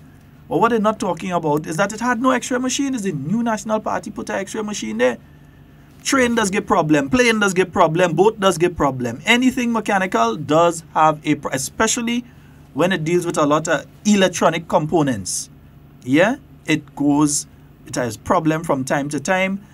Different components have only a specific period of time that they can exist for, and then they have to be swapped out. Yeah, your mobile phone, which is your mobile phone, who still had the same mobile phone using from since 2004? Nobody. I'm the same number, but I had the same phone. Who had the same mobile phone from back then? Because over a period of time, components, your television sets, who still have all them black and white TV, watching them, that when we were talking about that, Devon, when they had the bad signal, you had to get them too cloud for them to start to show pop. Yeah, you the TV, pop out. And he jump up and he shakes himself, and he back again, cartoon. Whatever component in it was loose, you shake it back. So he started to show proper again. Of course. I mean, come on. So, yes, in this case, we're speaking about an item that is used for the preservation of life and health for people. So you understand that context. But also understand that there is no perfect piece of equipment on the face of the earth. Always need so some you will from time to time have these issues. How quickly you resolve the issues due to what it will be according to what it is that happens. Whether you're speaking of the X-ray unit at the General Hospital, or you're speaking of the one at Princess Alice, or the one that's going to be coming to Carriacou eventually. Dorian, talking for what I know go happen. You will hear about one in Carriacou. So that these things. I was passing Christmas Day, I was passing through St. John. Just got out from the Guave itself and going up. And only to realize a truck came out at me. And I said, what's going on here? Only to realize Christmas Day that the guys working on the hospital, the mini hospital up there, Christmas Day, the trucks and the excavator was, yes. The Honorable Alvin Dabrio and the Honorable Nicholas Steele are making sure that that facility is finished in time and within budget. It's long overdue. So Christmas Day and all, you had the guys doing excavation up there. And the trucks were coming. I think they probably said, well, Christmas Day is one of the best days to do it because hardly anything on the road. Hardly anything. Everybody So home. that's when the trucks could move without causing any sort of drama and traffic jam and so. So Christmas Day, those guys were there with the excavator taking out the soil and so to make sure that the people of St. John have a proper facility. Right. Yeah? So whether it's ambulances, whether it's X-ray unit, whether it's providing, like you had the Miracle Eye program that miraculously disappeared during the NDC period and miraculously came back during the NMP program period of time. You have other programs. You have the increase in numbers of cancer patients that can be sent to Cuba from 5 up to 7. And it was lower than that, and NMP got it up to 5, and now it's up to 7, that you can get people who are suffering from cancer that can be sent to Cuba and so on, that the Cuban state will take care of free of charge and so. So you have these things that are coming up from time to time. Yeah, you do have these things that come up from time to time and that the government is addressing. So I think a lot of times the healthcare system in Grenada gets a lot of unfair beating. Exactly. You see, because as you rightly said, the history of our healthcare system, I mean, is not paid attention to by the Grenadian people as to where we were and where we are presently. I mean, and this government has ensured that, they took healthcare from the bottom and bring it up to a respectable standard that most Grenadians can be satisfied. And if we're not finished, right, look at the new wing that is about to be completed and equipped. And so, right, and look at the other hospitals. You want to tell me that that's not progress? I mean, we understand, yeah, there has to be refurbishment on health centers. That is an ongoing something. Yes. And by the time you reach to the last one in your list in this rounds, the first one that you did, that one need repair already because we live in a tropical climate. Very much so. You have termites, you have all sorts of things that will and naturally damage. The humidity in the air itself naturally creates damage to things. So by the time you reach to the the top health center, you have to start back at the bottom again and go right back around, fixing all of them. The same as happens with schools and all other facilities that you have to be constantly maintaining, constantly doing maintenance. And that is understood. Yeah, and that's the key, maintenance. But even with all of that, and these are the people that are speaking about healthcare that every minute they are experts on healthcare now. When nurses had to go and ask for work as travel in the road, trained nurses because they couldn't get the opportunity to do any nursing here. Ain't nobody talking about that. They ain't talking about that. They ain't talking about the fact that the government of Grenada has hired the majority of the nurses and so fully, not contract, but has put them into the public service, permanent jobs for many of the nurses. The majority of, not all of them yet, trying to get to the level where all of them are in it. You still have one or two nursing assistants and nurses that are on contract. But as it's a work in progress. You're going to get all of them into it. The minister made that promise, and that promise has been kept, that they are going to ensure. Because when you took them off of the street and you said, well, okay, we're offering them a contract now, so that we're going to put them in different facilities, and then they're going to have the opportunity. They wouldn't be full-time, 3 days a week, that sort of thing. So they're on a contract. But at least they wasn't home. And then from that contract now, you've taken most of them off of the contract onto full-time. But they ain't talking about that. No, they won't. They ain't talking about that. They're not talking about the fact that you're taking the doctors now, especially the junior doctors, and send them to upgrade their skills and so on. To specialize. Exactly. They ain't talking about that. No, they won't. But they want to talk about healthcare.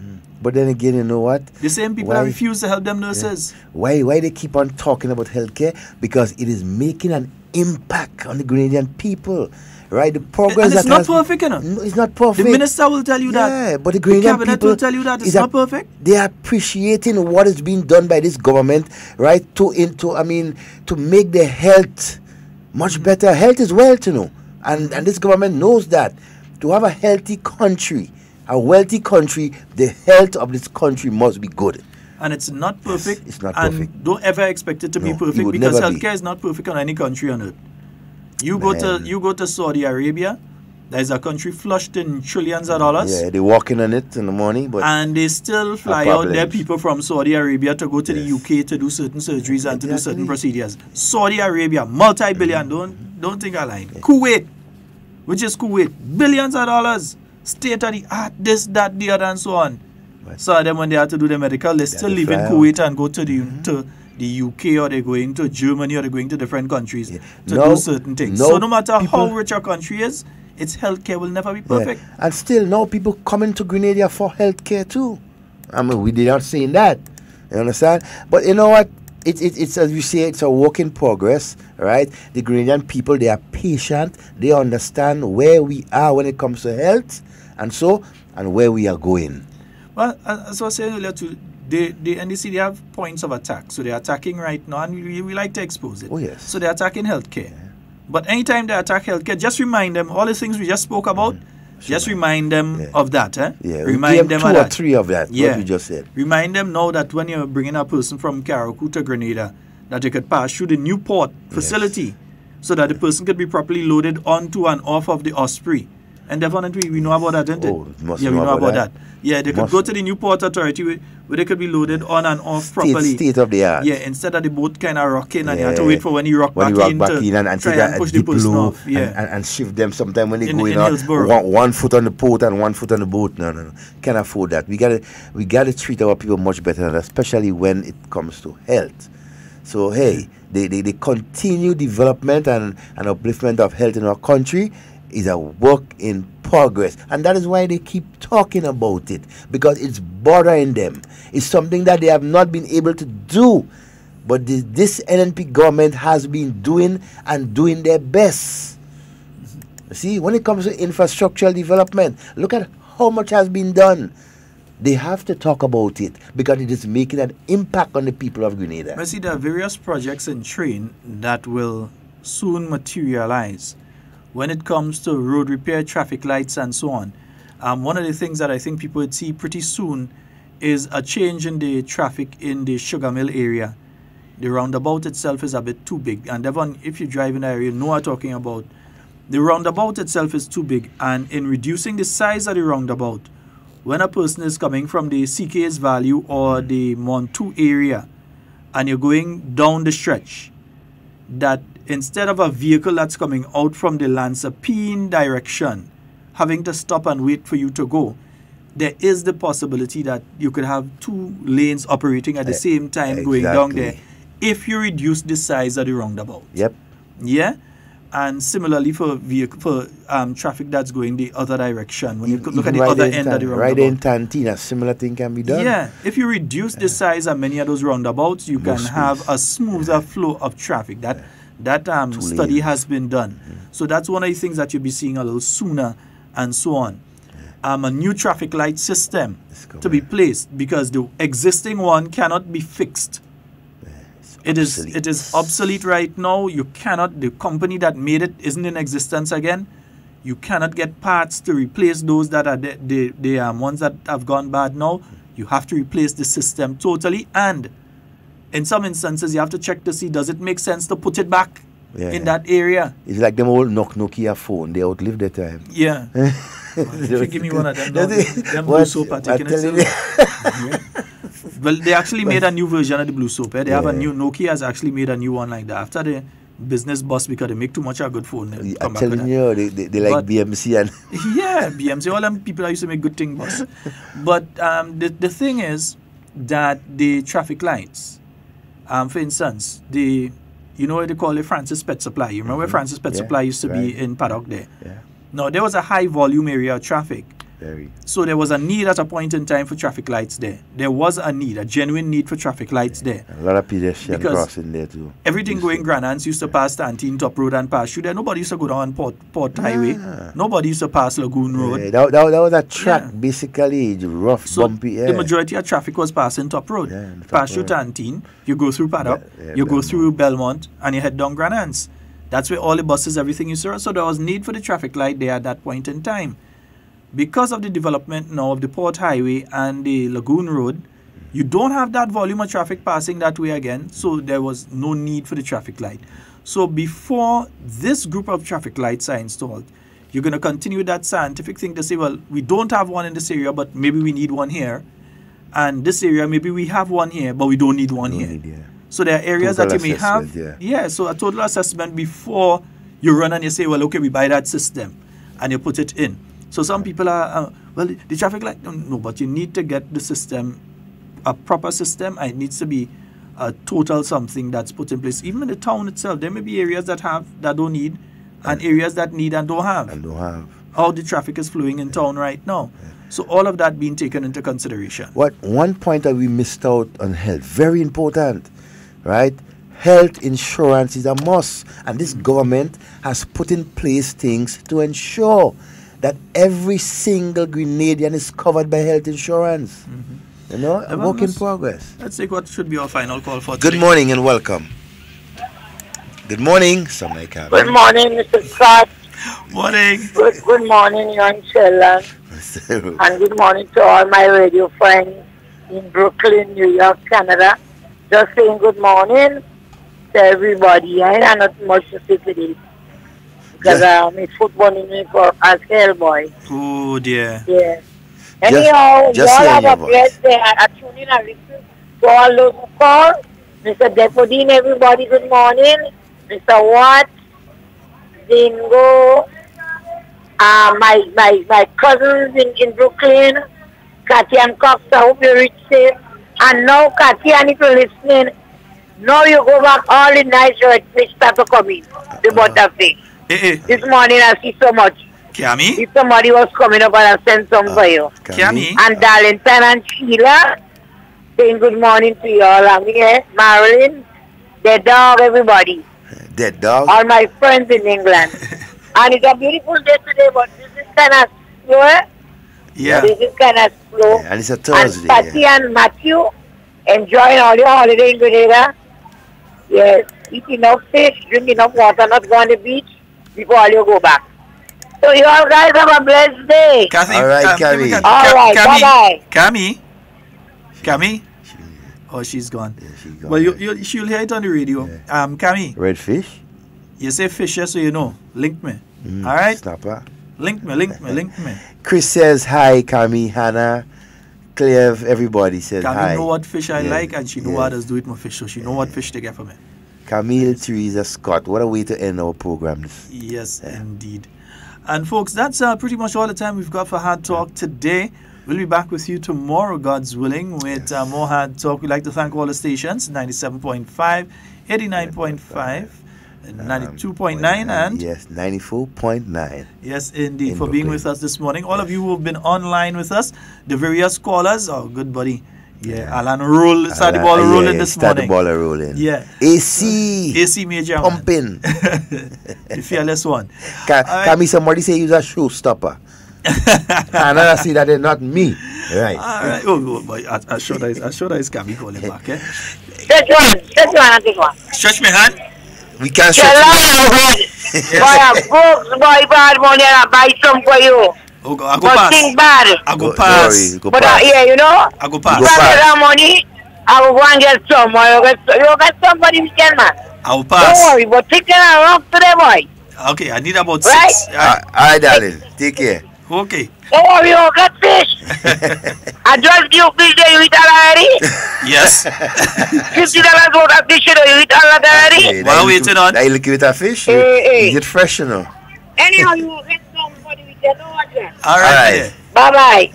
Hey, we have 2 big ships in the harbor, man. Yeah. Those ships. Tomorrow, please the Lord, there will be something, I think 3 or 4 will be in tomorrow. Pretty busy day tomorrow. So, folks, if you could avoid having to take your vehicle into the capital, avoid it. Avoid it. If it is avoidable, please avoid it. Yeah. Carpool, take the buses. Right. Yeah, or if you could take the bus, and so if you could park at another location and take a bus, there's Grenada. Every now and again you hear a vehicle and then the police find it because some youths take it and joyride. That kind of thing. And to some of our drivers who have a vehicle, and so be a little bit more kind to pedestrians and persons who might be going your way. I mean, be a little bit courteous and offer a ride now and then. Okay? I'm a driver too, but just. No, we're not LL. Morning, boss. LL, stop giving me a ride, boy. You only blowing me. Pop, I'm going down. You know I'm going down too, you know, but. Pop. Romain are going down, boy. Morning, LL, and to all the teachers of the nation. Yeah. Zingo, they said fish scarce, but it ain't scarce right now. Apparently, like it's out of flow again, boy. Yeah, so I'll get my share. When I eat it, I'll go send the picture for you. Nice. Folks, that's all the time we have for Hard Talk. It's been wonderful being here. My name is Sheldon Scott. I'm Devon Romain. And in whatever you say and do it safe and secure. I want to be speaking to and with you. And not about you. Yeah, in fact, let me see a nice tune to go with, man. Yeah, we go take a nice patriotic take. Yeah, independence.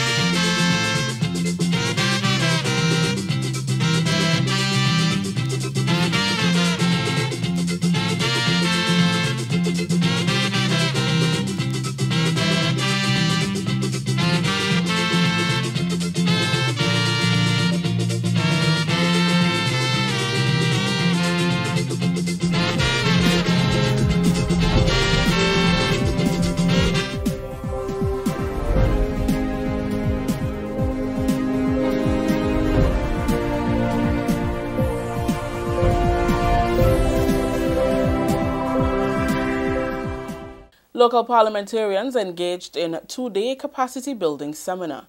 We'll have details to this story and more when we return.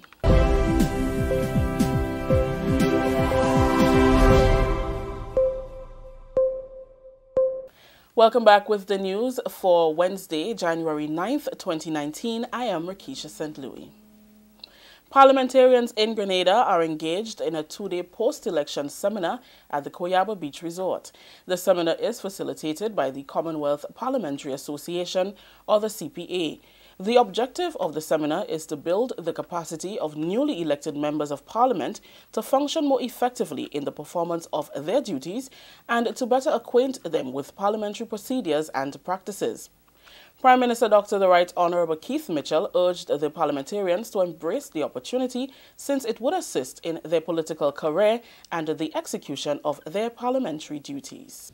I would simply like, therefore, to reiterate the importance of this session to the further growth and development of Grenada as a nation and the recognition of proper parliamentary procedures and maintaining the principles of good governance. We hold true to the many of the same underlying values of the Commonwealth Parliamentary Association, recognizing the value of democratic political processes, the rule of law, and equal rights and representation for all. I honestly believe that with all the young members here today,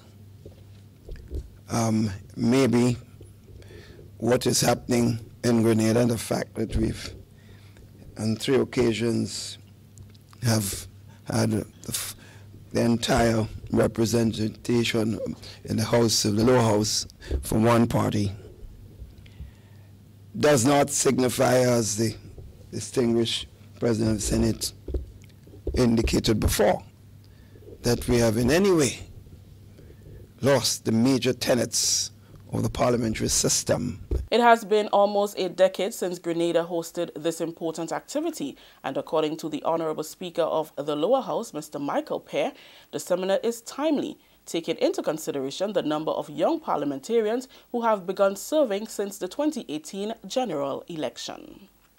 This post-election seminar is of great importance, as I said, to us, as it gives our parliamentarians, especially the new ones, an opportunity to get other perspectives in parliamentary procedures and in governance as a whole. Minister for Infrastructural Development, Public Utilities and Energy, Honorable Gregory Bowen, says claims by telecommunications company Flow that government favored Digicel in the granting of a license to provide long-term evolution, or the LTE service, is misleading. Minister Bowen cleared the air on Tuesday during the government's weekly post-cabinet media brief. He confirmed that Digicel and Flow did in fact apply at the same time for the license. However, a third provider, Alscom, also applied for a license in the same bandwidth as Flow. The onus is now on the competing companies to reach a compromise on the specific area of the bandwidth they will seek license for and notify the relevant authorities so that their request for the LTE license can be considered. Facing no competition in its bandwidth, Digicel was granted an LTE license. What Flow has now done, they say that we favor Digicel by granting them, not explaining the conditions to the public and to the consumers. And they've asked the NTRC to revoke the license. Now the minister grants a license on the advice of ECTIL in St. Lucia and the NTRC here. At the point in time they threatened, but since then I have been served, ECTIL has been served and the NTRC has been served, so the case is in process now.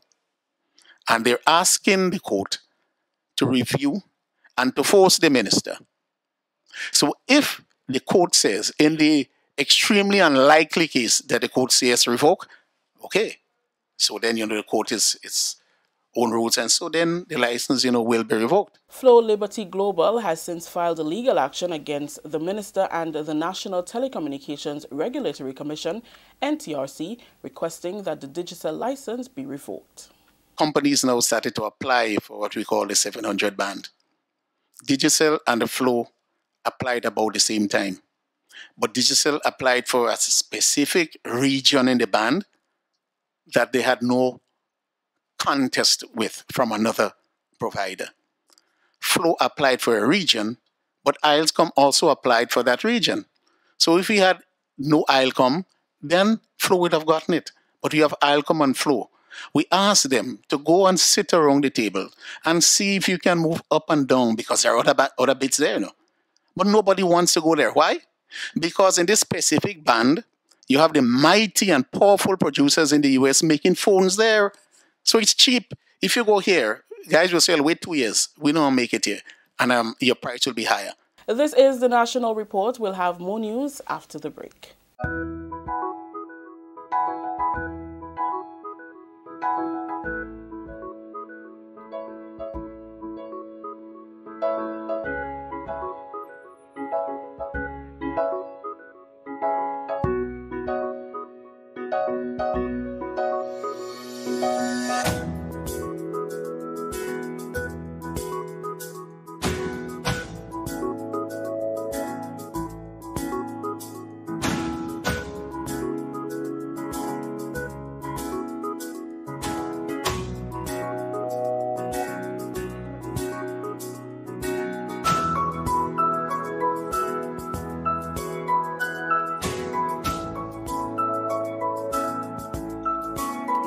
big business don't participate.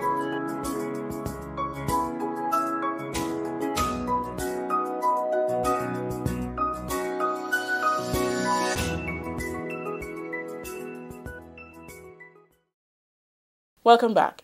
Grenada moves ahead with plans to submit the first draft of its National Sustainable Development Plan 2035 by May 2019 and the final draft to Parliament by November. The 2030 strategic plan will guide and govern Grenada's developmental agenda over a 15-year period. The 2035 plan takes into consideration development in 4 key areas: economic, social, environmental, and governance development. The steering and technical committees are hopeful that once the final draft is submitted to Parliament by November 2019, it will be enacted into law. Speaking at a press conference on Wednesday, Chair of the Technical Working Group, Dr. Carriacou, said everyone's contribution to the plan is critical. The national plan will ask a fundamental question, which is how do you see Grenada? How do you want to see Grenada by 2035? Socially, economically, environmentally, and the area of governance. And that question of necessity must be answered by Grenadians because this is a national plan. It is a plan for Grenadians by Grenadians. And so the visions and the goals and the objectives and the strategies that will be outlined in the plan must resonate with all citizens of Grenada. And it must be country-owned. And when we say country-owned, we mean it has to transcend government ownership and political ownership. It's a national effort, and we need all Grenadians to be a part of the process. It needs to be a collective responsibility and a collective embrace for the plan, for its development and its implementation. The Sustainable Development Plan's agenda was extended from 2030 to 2035. Initially, we wanted to have a plan that was implemented between the period 2015 and 2030. However, because of challenges, technical and otherwise, we had to change the name to 2035 because we were going to implement between the period 2020 to 2035, a 15-year period. That was Chairman of the Steering Committee, Michael Stephen. The series of contributors forum resumed last evening at the Carriacou Roman Catholic School with 5 more sessions in the pipeline for St. Andrew and St. Patrick. And finally, the Ministry of Health has mandated the Health Promotions Department and Vector Control Officers nationwide to scale up intervention aimed at preventing an upsurge in the spread of dengue fever in Grenada. Chief Medical Officer Dr. George Mitchell gave the directive in the wake of an outbreak of dengue fever in the region, including Jamaica, where the disease has already claimed lives.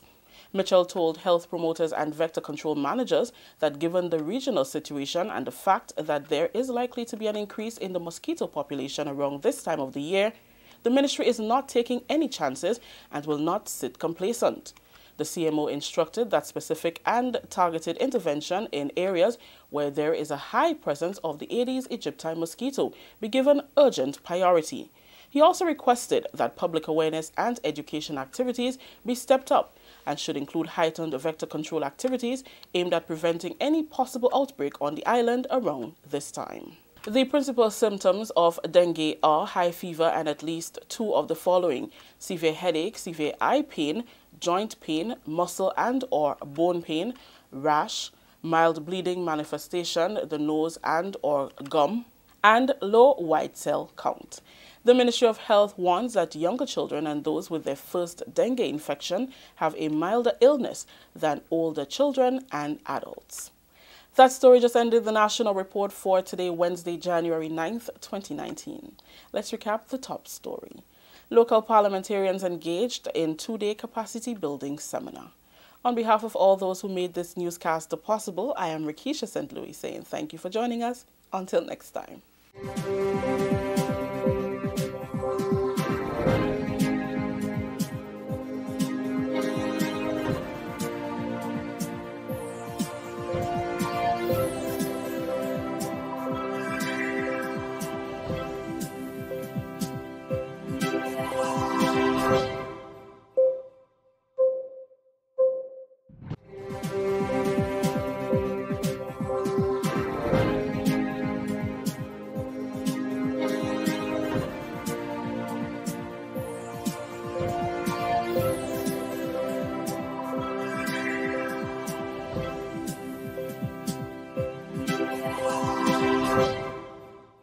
Stay up to date with all that's happening with the new national party, NNP. Send us a message via text or WhatsApp on 405-8683 with your name, email, and constituency. Stay in the know with NNP. Get updated.